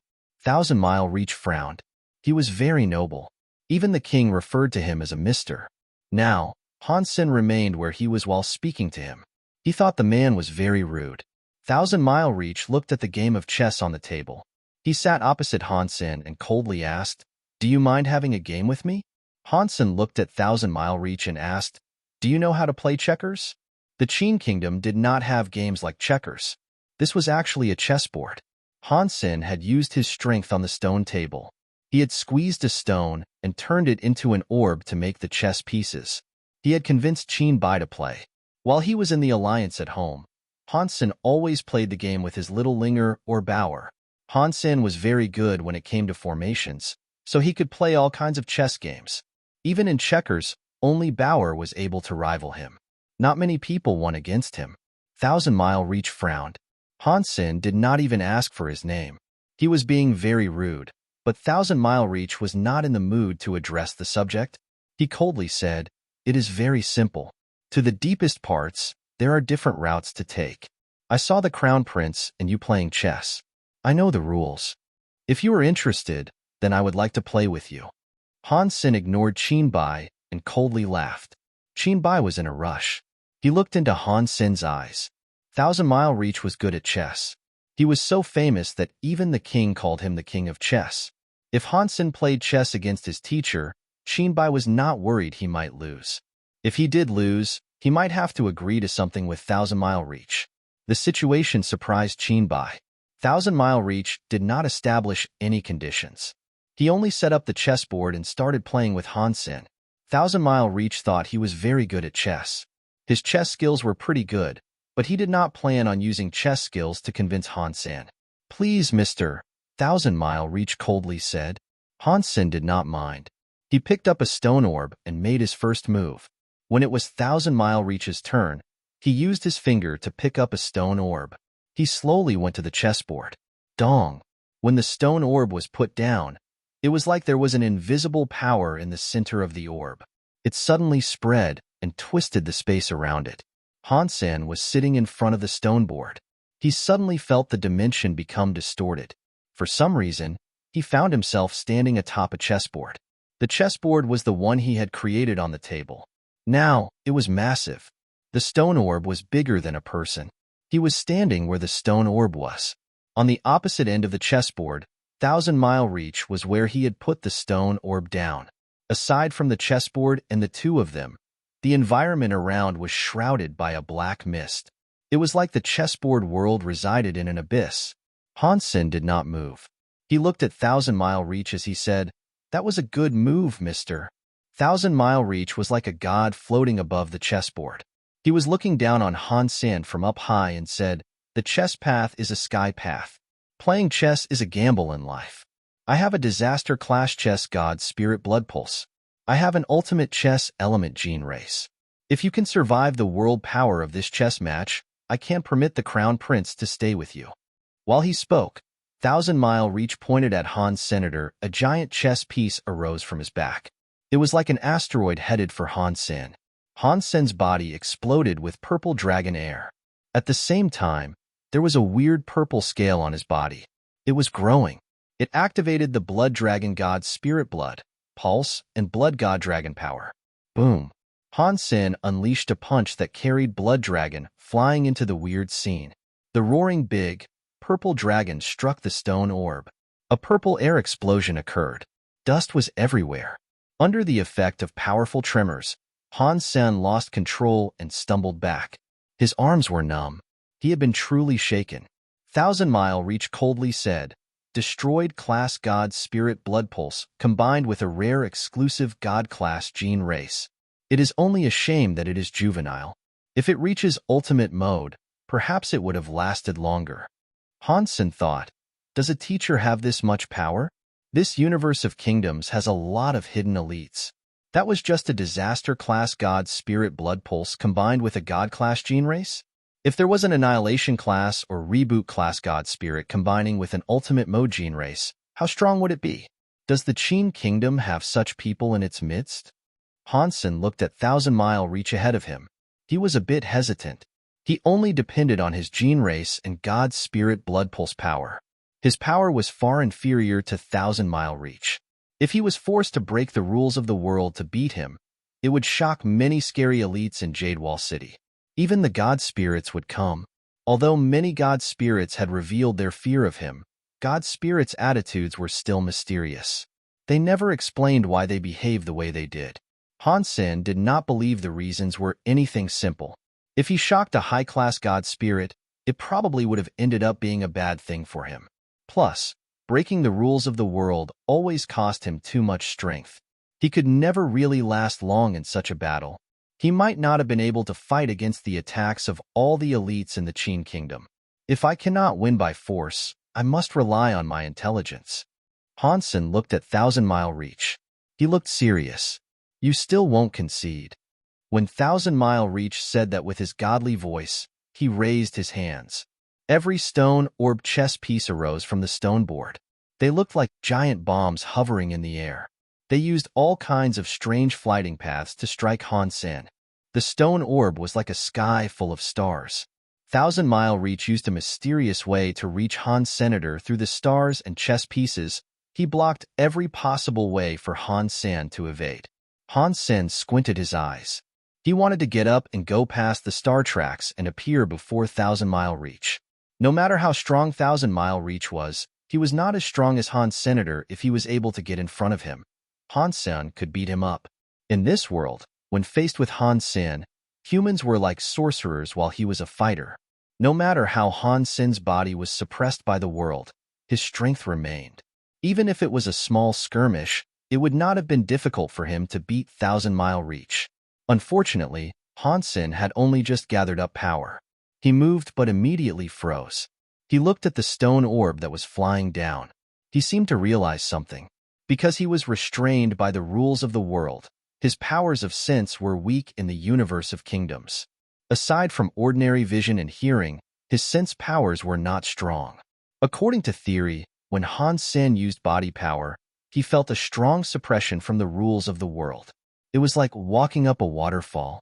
This time, he gathered up power to move and did not feel such a restriction. The chess world is not really a space world.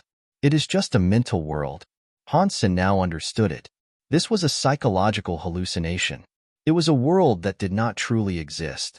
His body was still sitting near the chessboard playing chess with Thousand-Mile Reach. His real body wasn't inside this world. This kind of mental world power is weird.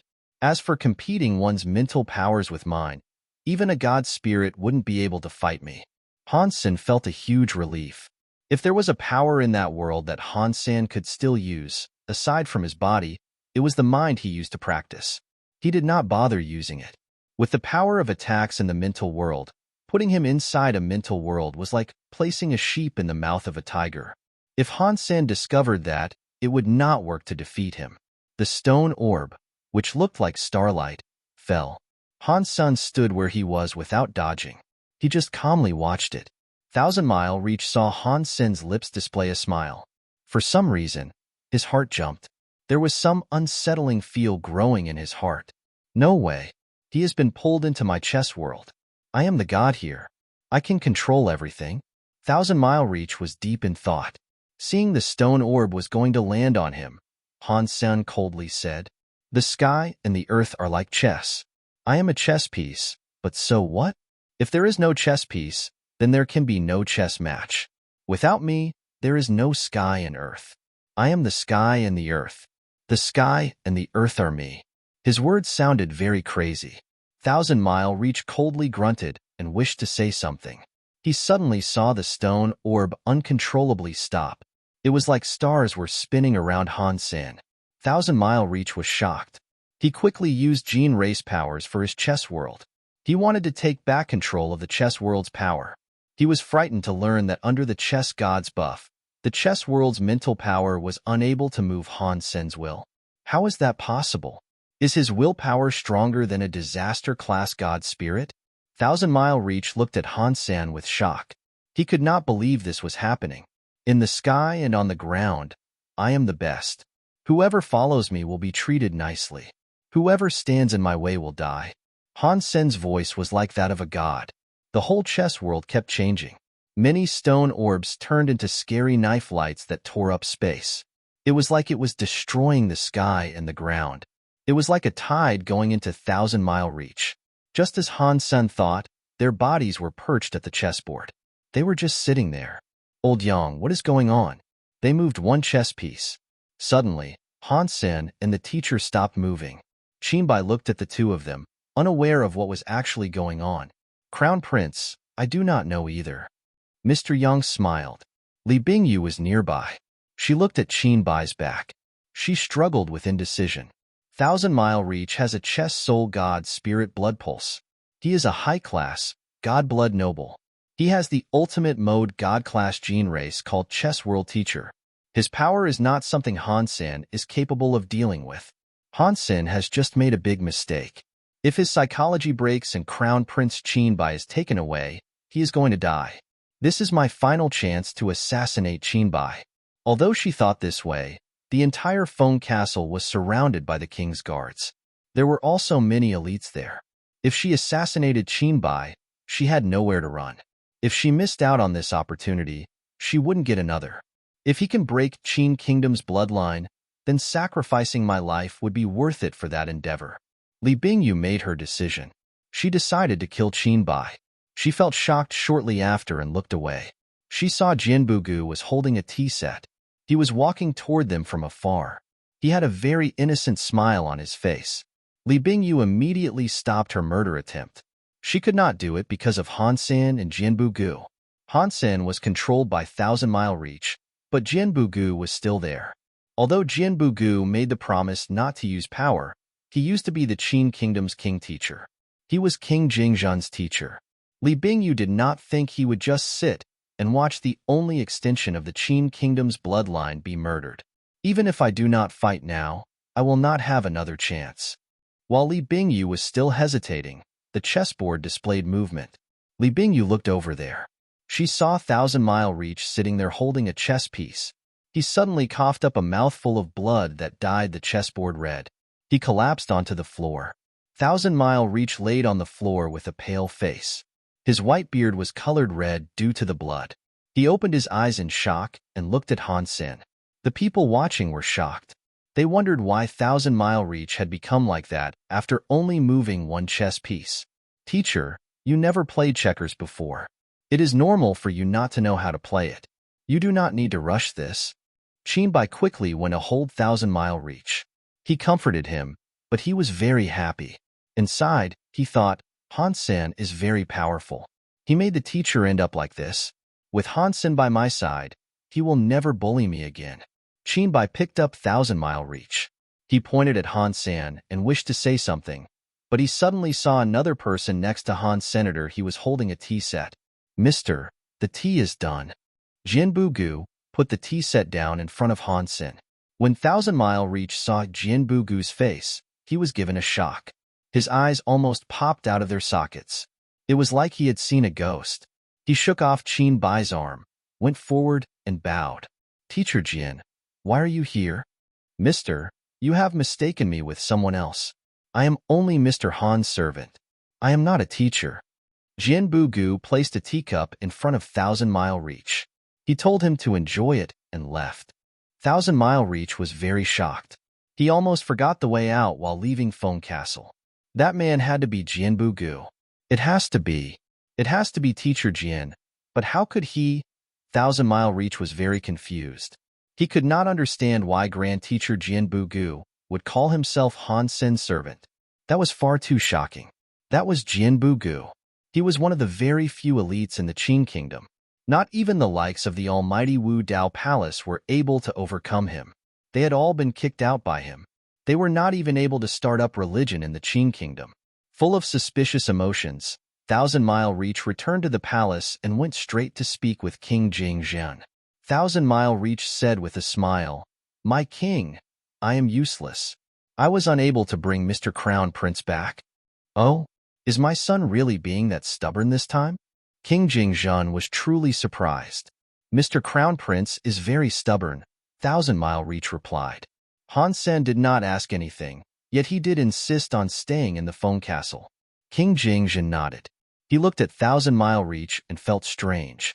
Teacher, you do not seem to be looking so good. My king, I used the chess world to deal with Han Sen, but I was the one who ended up being hurt by him, Thousand Mile Reach said with a bitter look. I believe he must have a very special God Spirit blood pulse. It might be an Annihilation class God Spirit blood pulse that features mental powers. From what he knew, the ability to survive his chess world and use strong enough psychological powers to take over and control the chess world meant the man had to have had a stronger God Spirit blood pulse. There was no other explanation. Annihilation class God Spirit blood pulse? King Jingzhan frowned. In the whole universe of kingdoms, they had only found 12 Annihilation class God temples. King Qin was the strongest. One country had 4 Annihilation class God temples, which was why the Qin Kingdom was once so powerful. The other 6 big kingdoms usually only had 1 or 2 Annihilation class God temples. The strongest one only had 3 Annihilation class God temples. The Qin Kingdom had 4 Annihilation class God temples, 2 of which were controlled by the royals. The other 2 were under the command of other nobles who were not from the Qin Kingdom. After their country was destroyed, they came to the Qin Kingdom and became pillars of it. In fact, after the Qin Kingdom established its law system, many elites flocked to the Qin Kingdom. Naturally, that led to a strengthening of the Qin Kingdom. That was why the Qin Kingdom maintained its law system and the king and officers kept talking about it. Aside from the 12 Annihilation class God temples, it was not like there weren't other ways to get an Annihilation class God Spirit blood pulse. Within some Super God Spirit blood pulse, there were original God Spirit blood pulse and weird scenes. If one was lucky enough to find one could get an annihilation-class God Spirit Blood Pulse. Those God Spirit Blood Pulse were considered wild. Because there weren't any God Temples, there were no God Spirits combined buffs. Thus, wild God Spirit Blood Pulse were usually weaker than the average God Spirit Blood Pulse. No matter how weak they were, Annihilation God Spirit Blood Pulse were frightening regardless of where they came from. They made King Jingzhun take such a thing very seriously. King Jingzhun frowned and said, "This Han Sen has an Annihilation God Spirit Blood Pulse, and is that close with the Crown Prince? Is there some kind of trick or conspiracy at play here?" Thousand Mile Reach looked weird as he said, "My king, I do not know if there is a problem with Han Sen, but I saw Jinbugu by his side." "What? Are you talking about my teacher?" King Jingzhun stood up with his eyes wide open. To King Jingzhun, Jinbugu was not just a teacher.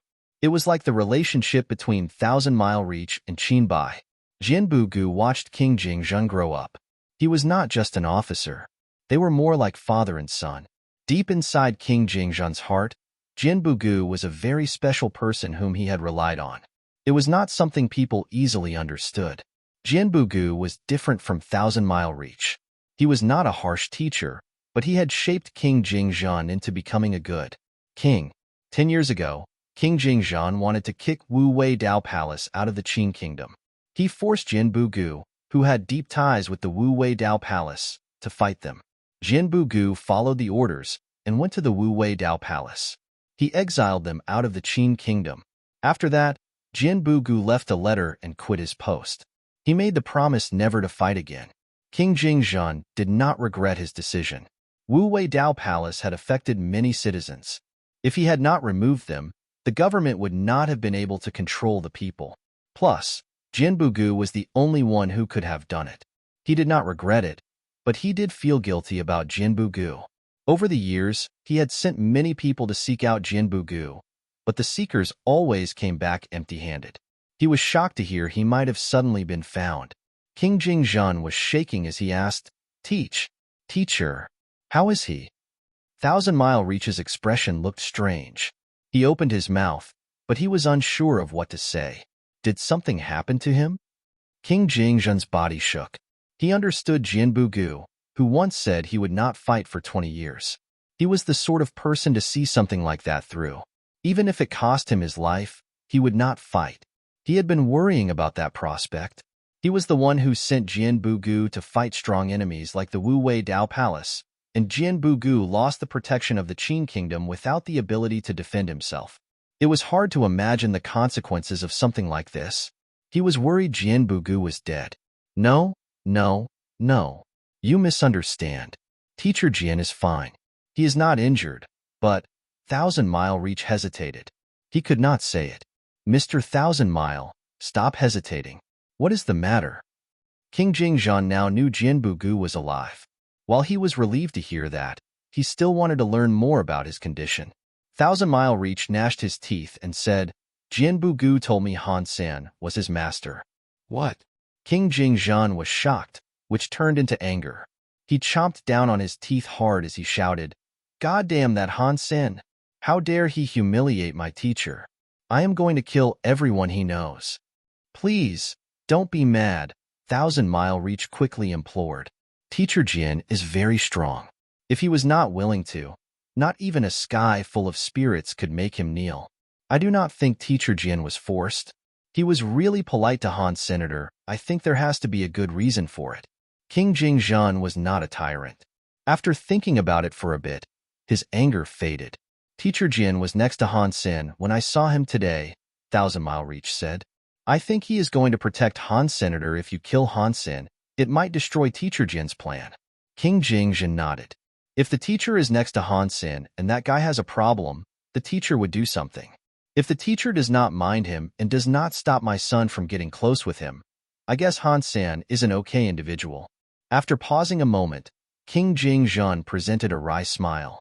The trouble Han Sen has stirred up makes this a difficult situation to navigate. The whole of the Big Qin Kingdom wanted Han Sen dead, but who would have figured Han Sen would not end up arrested? He was holed up in the Feng family's castle surrounded by the king's guards. 1. Although the king had extended comfort to the Steele family, The king did not talk about Han Sen being responsible for the killing of Steel Scene. The officers on the case only said they were investigating it.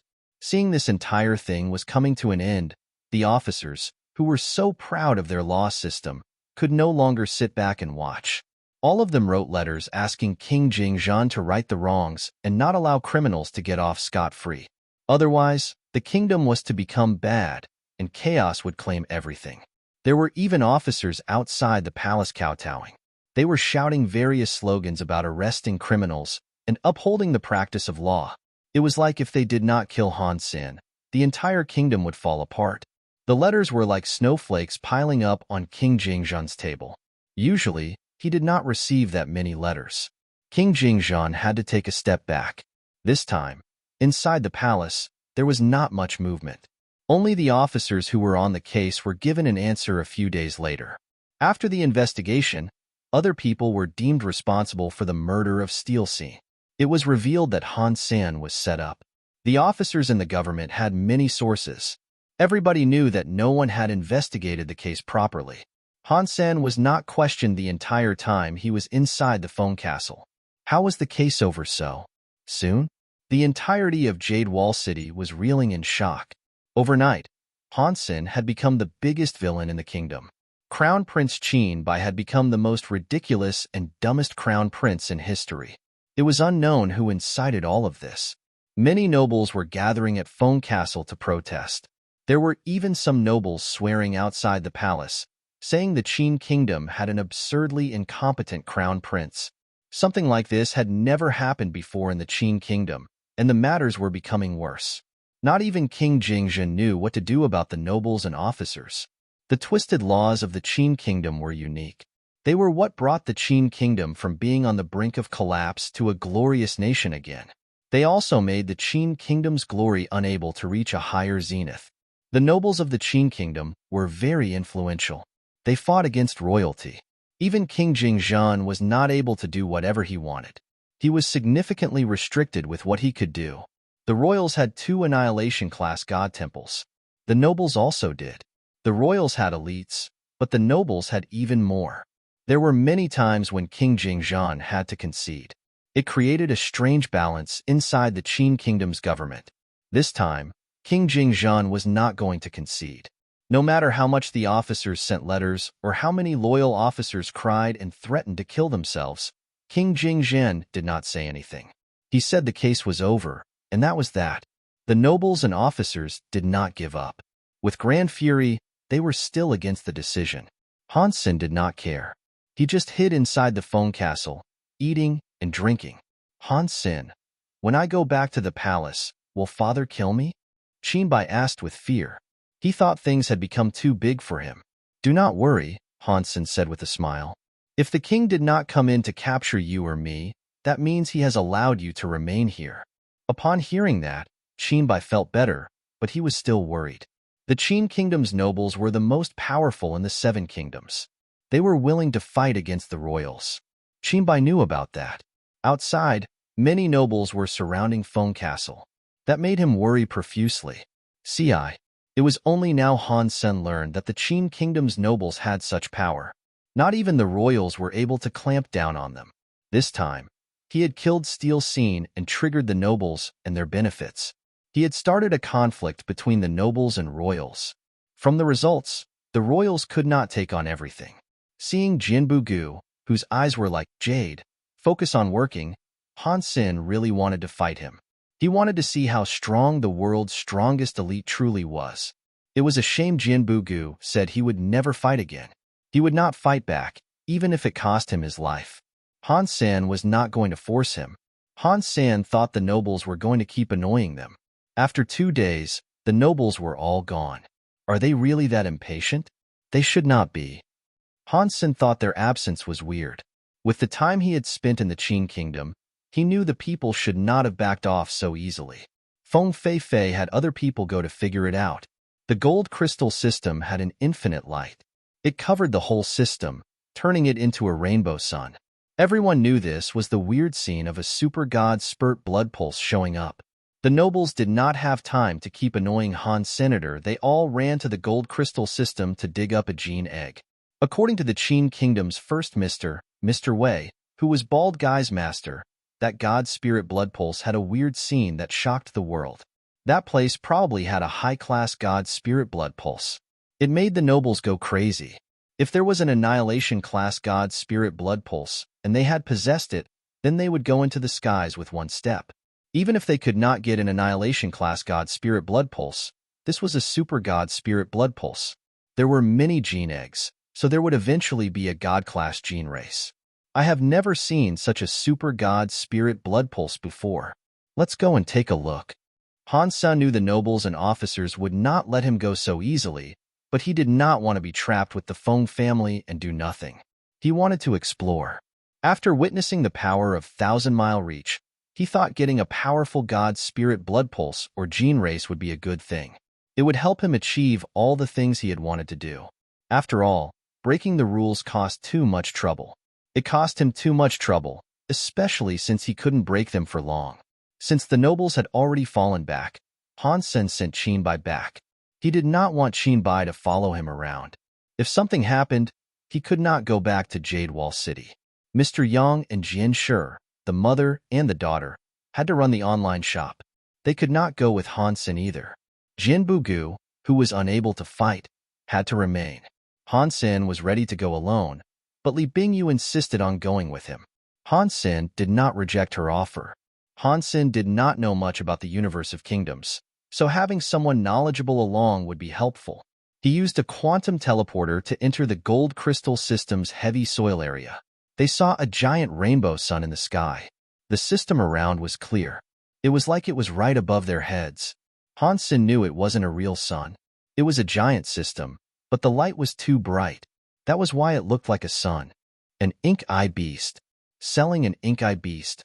On the streets, many people were selling gene races. Ink-eye beasts were the best-selling ones at the moment. Han Sen asked around as to why that was. He was told the gold crystal system was too shiny. Continued exposure to the light led to damaged eyesight. If people had ink-eye beasts, their eyes could be shielded from the harmful effects of the light. Also, in the light, they were able to see further than normal. Whichever noble went to dig gene eggs in the gold crystal system typically possessed a gene race like that. If they did not have one, they'd fork over the money to purchase one. Otherwise, if they entered the god crystal system, they could be rendered blind. The ink-eye beast was only a barren gene race, but it cost 10,000 for each one. It was more expensive than the average Viscount gene race. Han Sen's eyes were stronger than god-class gene races, so he did not need the aid of an ink-eye beast. He looked at Li Bingyu and asked, "Ghost Kill, do you require an ink-eye beast?" Li Bingyu shook her head and said, "I have a gene race with a similar function. I do not need a gene race of such a low level. If you need one, it is best not to buy an ink-eye beast. That gene race is too low of a level. Its abilities are poor. It can enable you to go into the early zones. If you want to do deeper into the god spirit blood pulse, the ink-eye beast is not going to be able to shield your eyes from the powerful light. You are going to have to combine with something." Han Sen nodded. He prepared to go to the gold crystal system when he heard someone call out his name. "Han Sen, wait for me." A big, bald man was in the crowd ahead, standing out like a sore thumb. He was running toward Han Sen, waving at him. "Bald guy, why are you here?" Han Sen asked. Bald guy looked cocky as he said, "I am a student of Mr. Wei, and there is a word of a magnificent god spirit blood pulse being here. How could I not come?" Li Bingyu was surprised by that. She looked at the man's bald head as she asked, "Mr. Wei is here?" Bald head nodded. "Master and a few other brothers are here too. We are going to conduct a large operation. We are going to find ourselves a god-class gene egg. How about you accompany us?" Han Sen did not answer. Not too far away, he heard another person talking strangely. "Brother bald guy, don't say that. This guy is loved by the crown prince. He is very noble. We do not have what it takes to be by his side."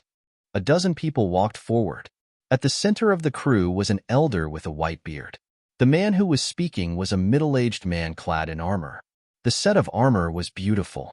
It was not something cheap. "Third brother, how could you say such a thing?" Bald guy looked glum. The middle-aged man smiled. "Brother bald guy, did you not hear what I said? In that case, I will say it clearly. It is fine that you want to buddy up with evil, but do not bring harm to the reputation of your teacher. It might be fine if you want to be with him, but don't drag us all down with you.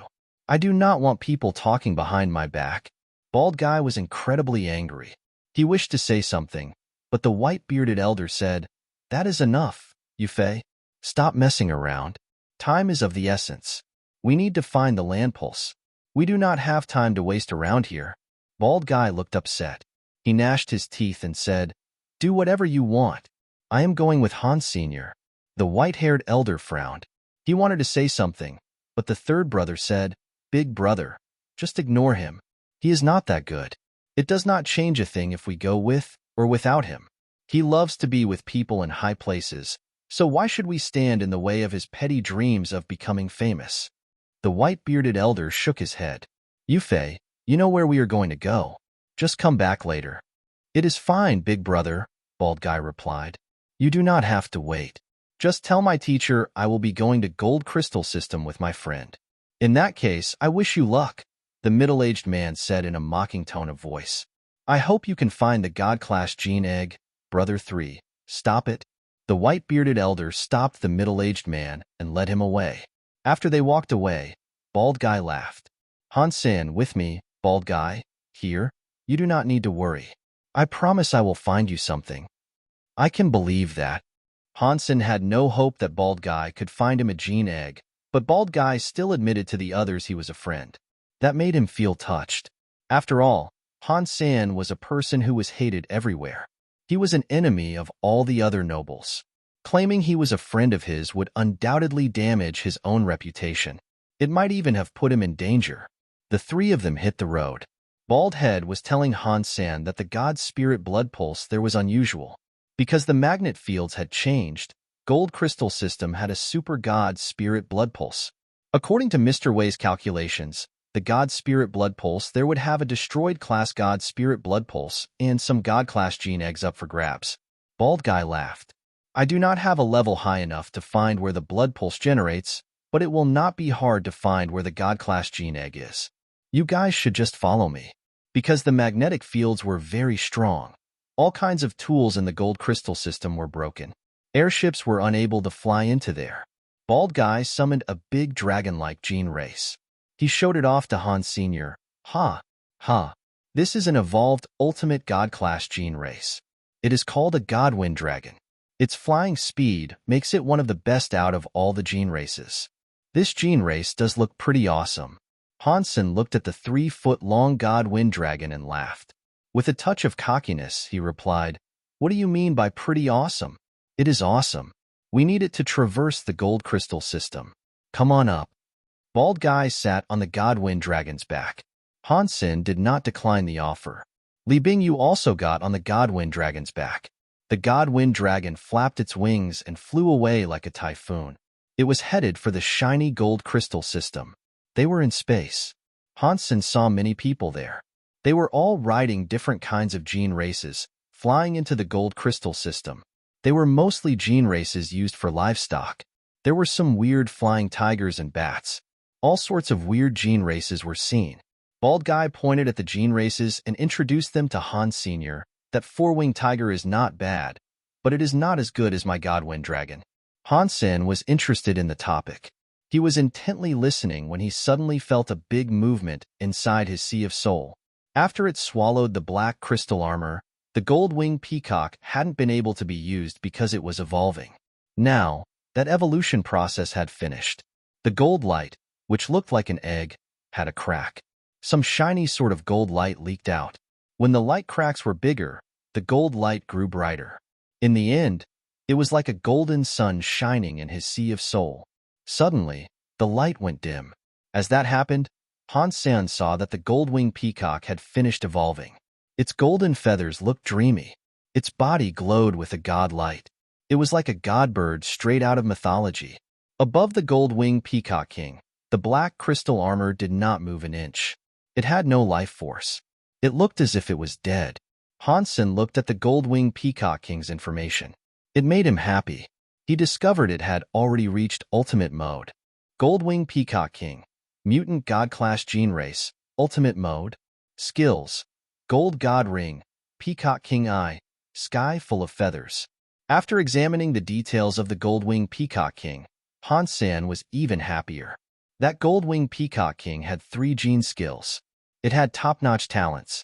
Ordinary juvenile gene races only had 1 gene skill. There was a chance of some having none. If there weren't any gene skills, they had to wait until they were adults before receiving their gene skills. Each time they leveled up, there was a chance of gene skills being awoken inside a gene race. Still, that chance wasn't very high. Ultimate mode gene races could have 3 skills at the most. Even if ordinary gene races did reach ultimate mode, they rarely possessed 3 gene skills. Having 2 was already quite phenomenal. Most of them only had 1 gene skill. Some gene races did not even have a single gene skill. The Gold-Winged Peacock King had 3. It was definitely the best of the best. If Han Sen wanted to sell it, the price could be a few times, or a dozen times, more than the same species at the same level of gene race with only 1 skill. This was especially true with gene races with 3 skills. If a gene race was rare and the gene skill was useful, it would go for the highest price. Han Sen had only seen a juvenile gene skill Gold Godwing. After combining, he was given golden wings. After he activated it, there was a break space flying power available, and the gold wings had a scary destructive power. The wings behaved like blades that could cut through anything. As for the Peacock King Eye and Sky Full of Feathers, they were the awakened gene skills. Han Sen did not know what they did. They were getting close to Gold Crystal System. The light was getting extremely bright. Li Bingyu and Bald Guy combined with gene races to block it. Han Sen did not need to combine with a gene race, but he still wanted to try. He attempted combining with his Gold-Winged Peacock King. A blurry, gold, glassy god light shone on Han Senator the peacock wings, which were made of gold, appeared. Han Sen's eyes had a shiny god light in them. It was like they were swirling with gold. They looked weirdly pretty. His long, gold hair was wavy like a waterfall. Every strand of hair was like crystal.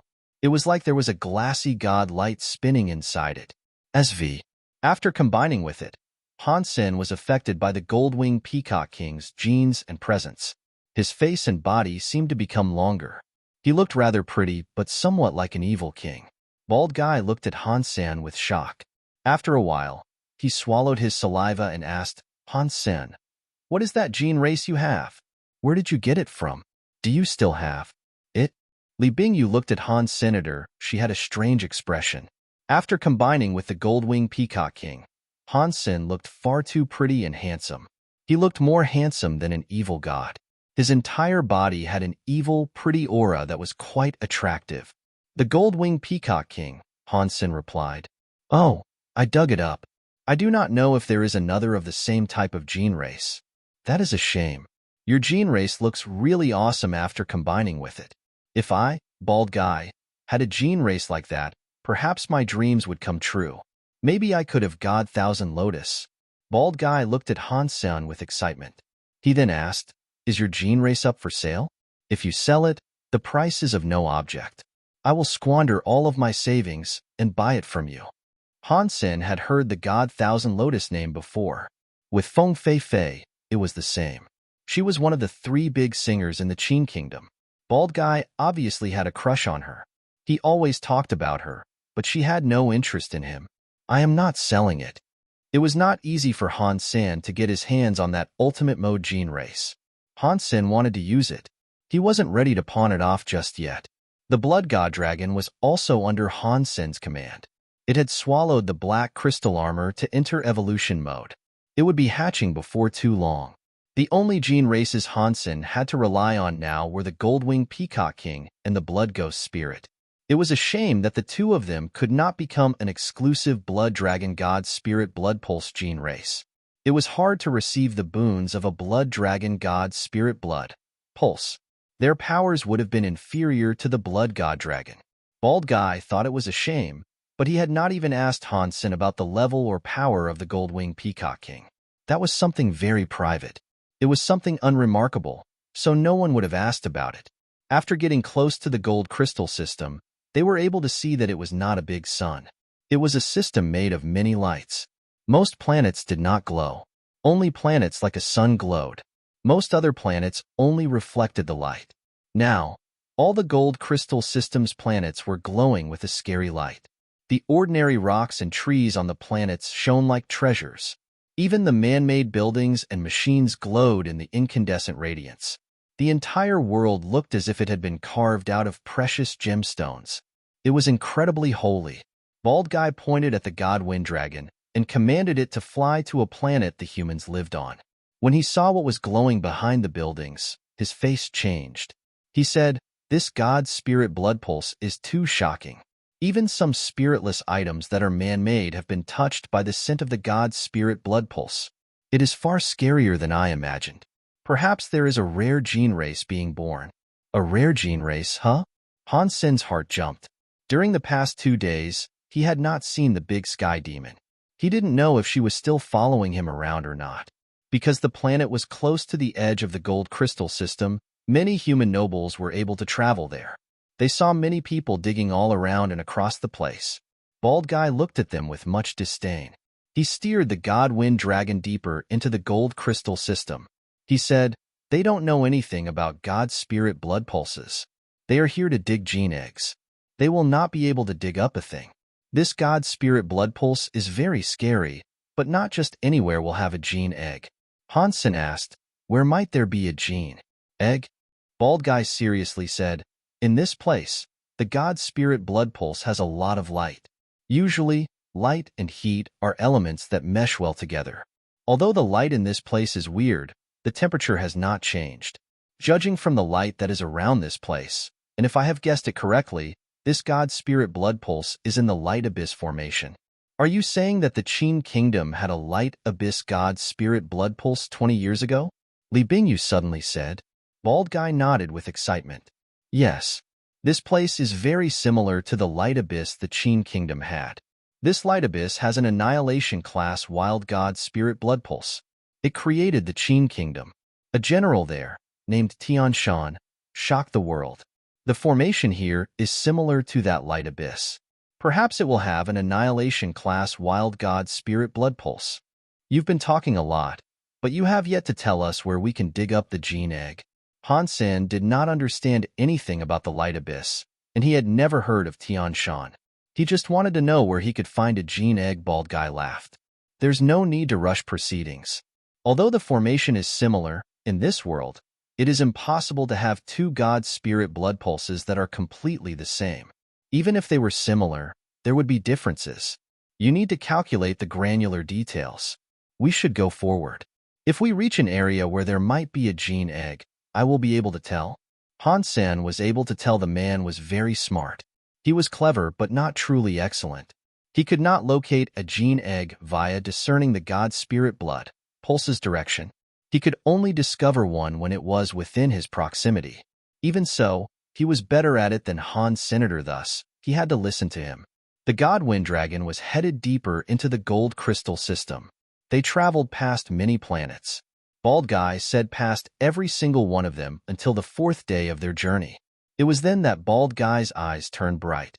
He looked toward a planet and said, "That planet has a high-class gene egg on it." Han Sen looked in that direction and saw a lifeless planet covered in rocks and dust. There was also a large crater on it, which had been left behind by a meteorite. At this time, the rocks and dust were shining like gems. They were almost glowing. Han Sen had seen many varieties of this kind of planet the past 4 days. He was not able to tell what was so special about this planet. Bald Guy steered the god wind dragon in the direction of the planet. He commanded it to fly low and look around. Not long later, he happily said, "This cannot be an incorrect judgment. This place must have a gene egg." Although this god spirit blood pulse was scary, since it had just formed, the gene race inside the god spirit blood pulse had yet to hatch. They did not need to worry. The biggest danger they faced was the other humans there to dig up the gene eggs and gene races that already existed. Such a scary god spirit blood pulse had been born. If there was a gene race that already lived there, and they had consumed many gene eggs, they could have evolved terribly. But this was a lifeless planet. No one was able to see a gene race, so they did not have to worry. As to the presence of other humans, Han Sen had yet to spot anyone else.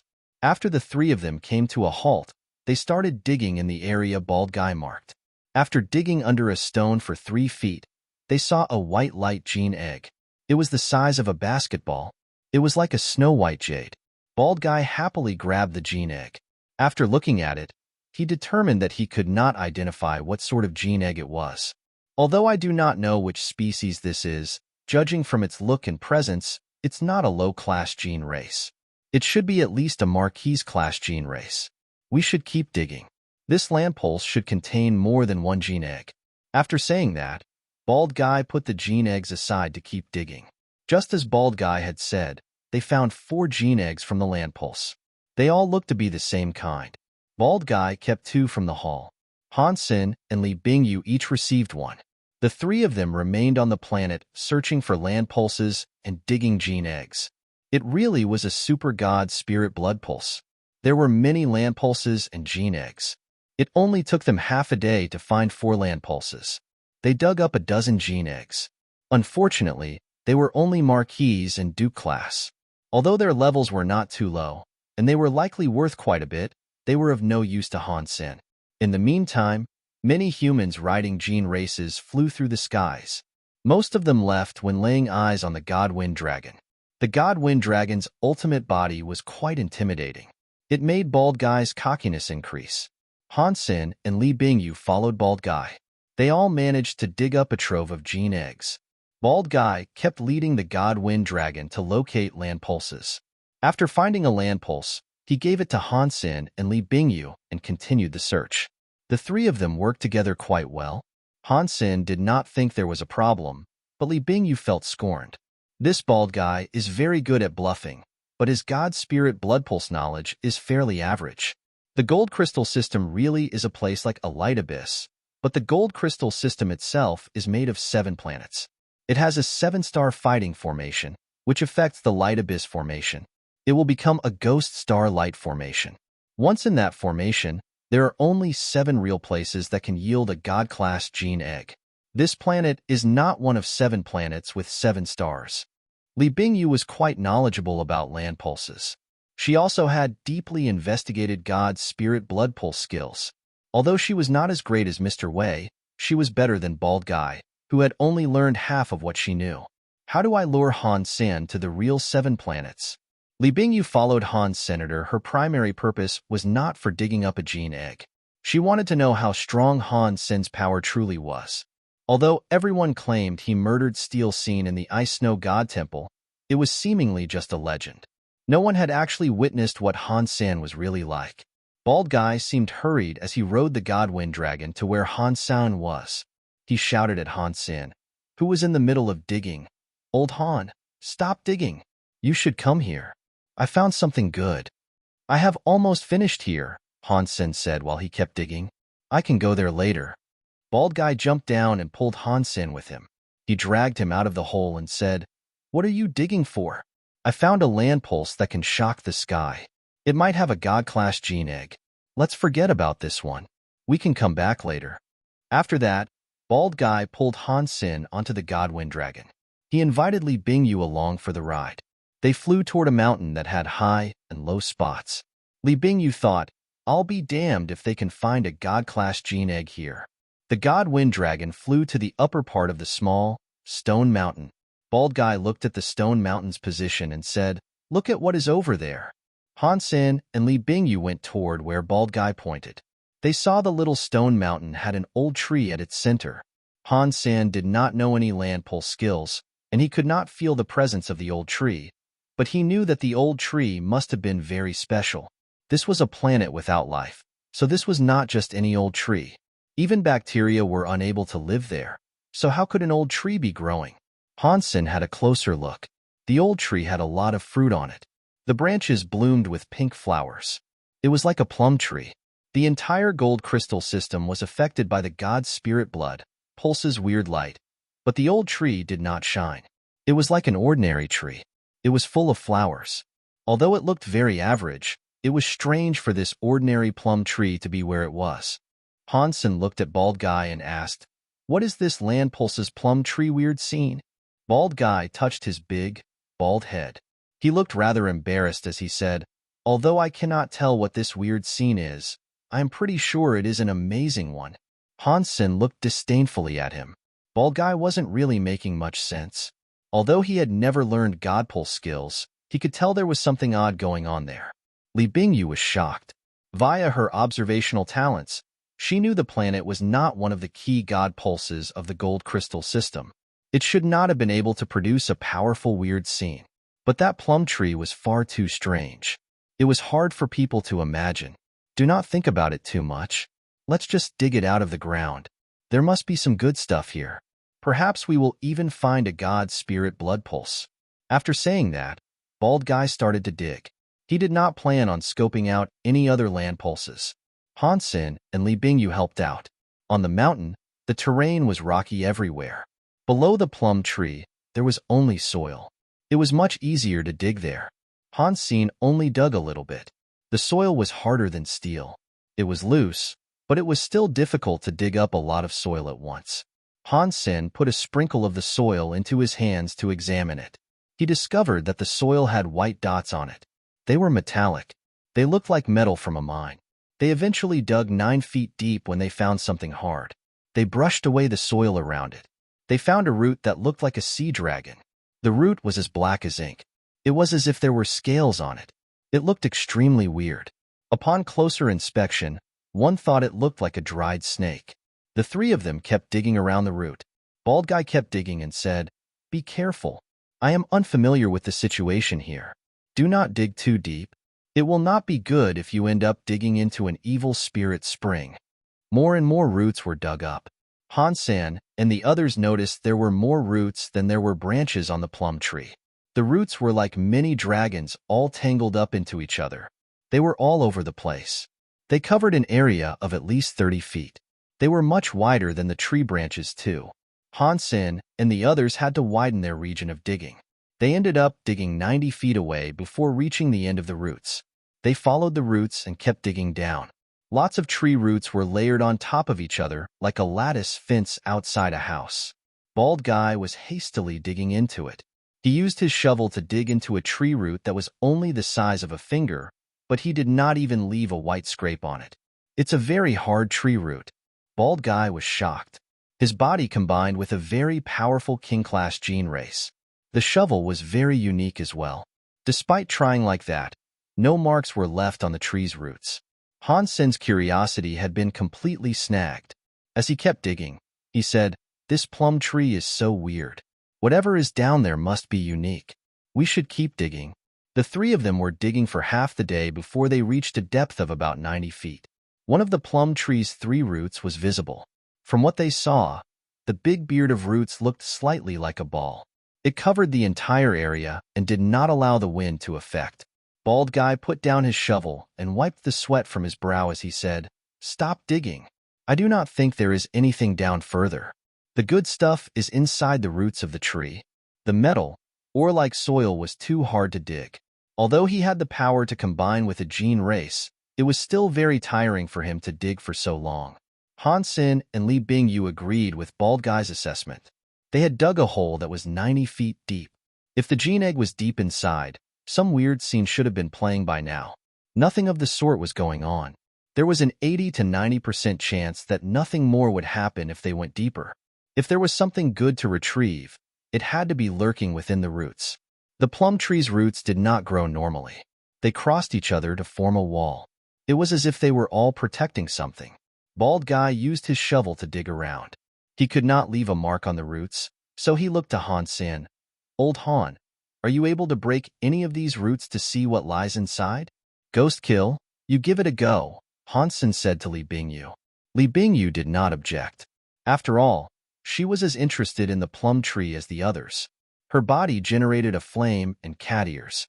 Her back sprouted a cat tail. Her fingernails extended like 5 lethal blades. They were burning with flames. "I have an adult God-class fire Godclaw cat," Li Bingyu said. "Its fire element is very effective against creatures that are a wood element. Perhaps it will work." She then put her claws into the tree roots. Her nails displayed some fire blades. She slashed the tree roots. Sparks flew everywhere, but the tree roots weren't cut off. They also did not burn. Li Bingyu's hands shook. The flames on the nails were shaking. It looked like she had been shaken a lot. It's very hard. Li Bingyu frowned. She really wanted to summon her strongest gene race to test it, but that would expose who she truly was. So, she denied that thought. Han Sen used his hands to touch where Li Bingyu slashed. 3 light marks had been created on the surface, but they were still quite difficult to make out. The fire god Claw Cat's power was effective, but not by much. Without hesitation, Han Sen spread his giant, gold peacock wings. The gold god light wings flickered. It made the gold wings become a set of extremely sharp blades. Catcha! Cracking sounds penetrated their ears. Bald Guy was very happy. He looked at the tree roots. He saw a dozen roots had been cut half a foot, but they were not completely severed yet. Han Sen was shocked. Li Bingyu and Bald Guy might not have known, but he did. Along with his power, the mutant ultimate mode god-class gene race could only cut half a foot deep. The tree roots were scarily strong, but if he was able to damage the tree roots, it was only a matter of time before he cut his way deeper. Han Sen kept using the gold god wings. The peacock's wings continuously flashed. The gold light was flashing everywhere as he kept slicing the tree's roots. After a few times of doing that, many of the tree roots had been cut off. It revealed the shadow on the inside. Looking in from the hole he had made, the tree roots were wrapped around ice. It gave them all an instant chill. The 3 of them looked at the ice. There was a white-clothed woman frozen within the ice. The white-clothed woman sat inside the ice without moving. She did not look dead. It looked more like she was asleep. Han Sen was shocked, but he was not shocked about there being a woman inside the ice. He was shocked about the presence the ice released. Jade skin. No, it is the Cold Sutra. Han Sen thought this was weird. When he touched the ice, he almost screamed aloud.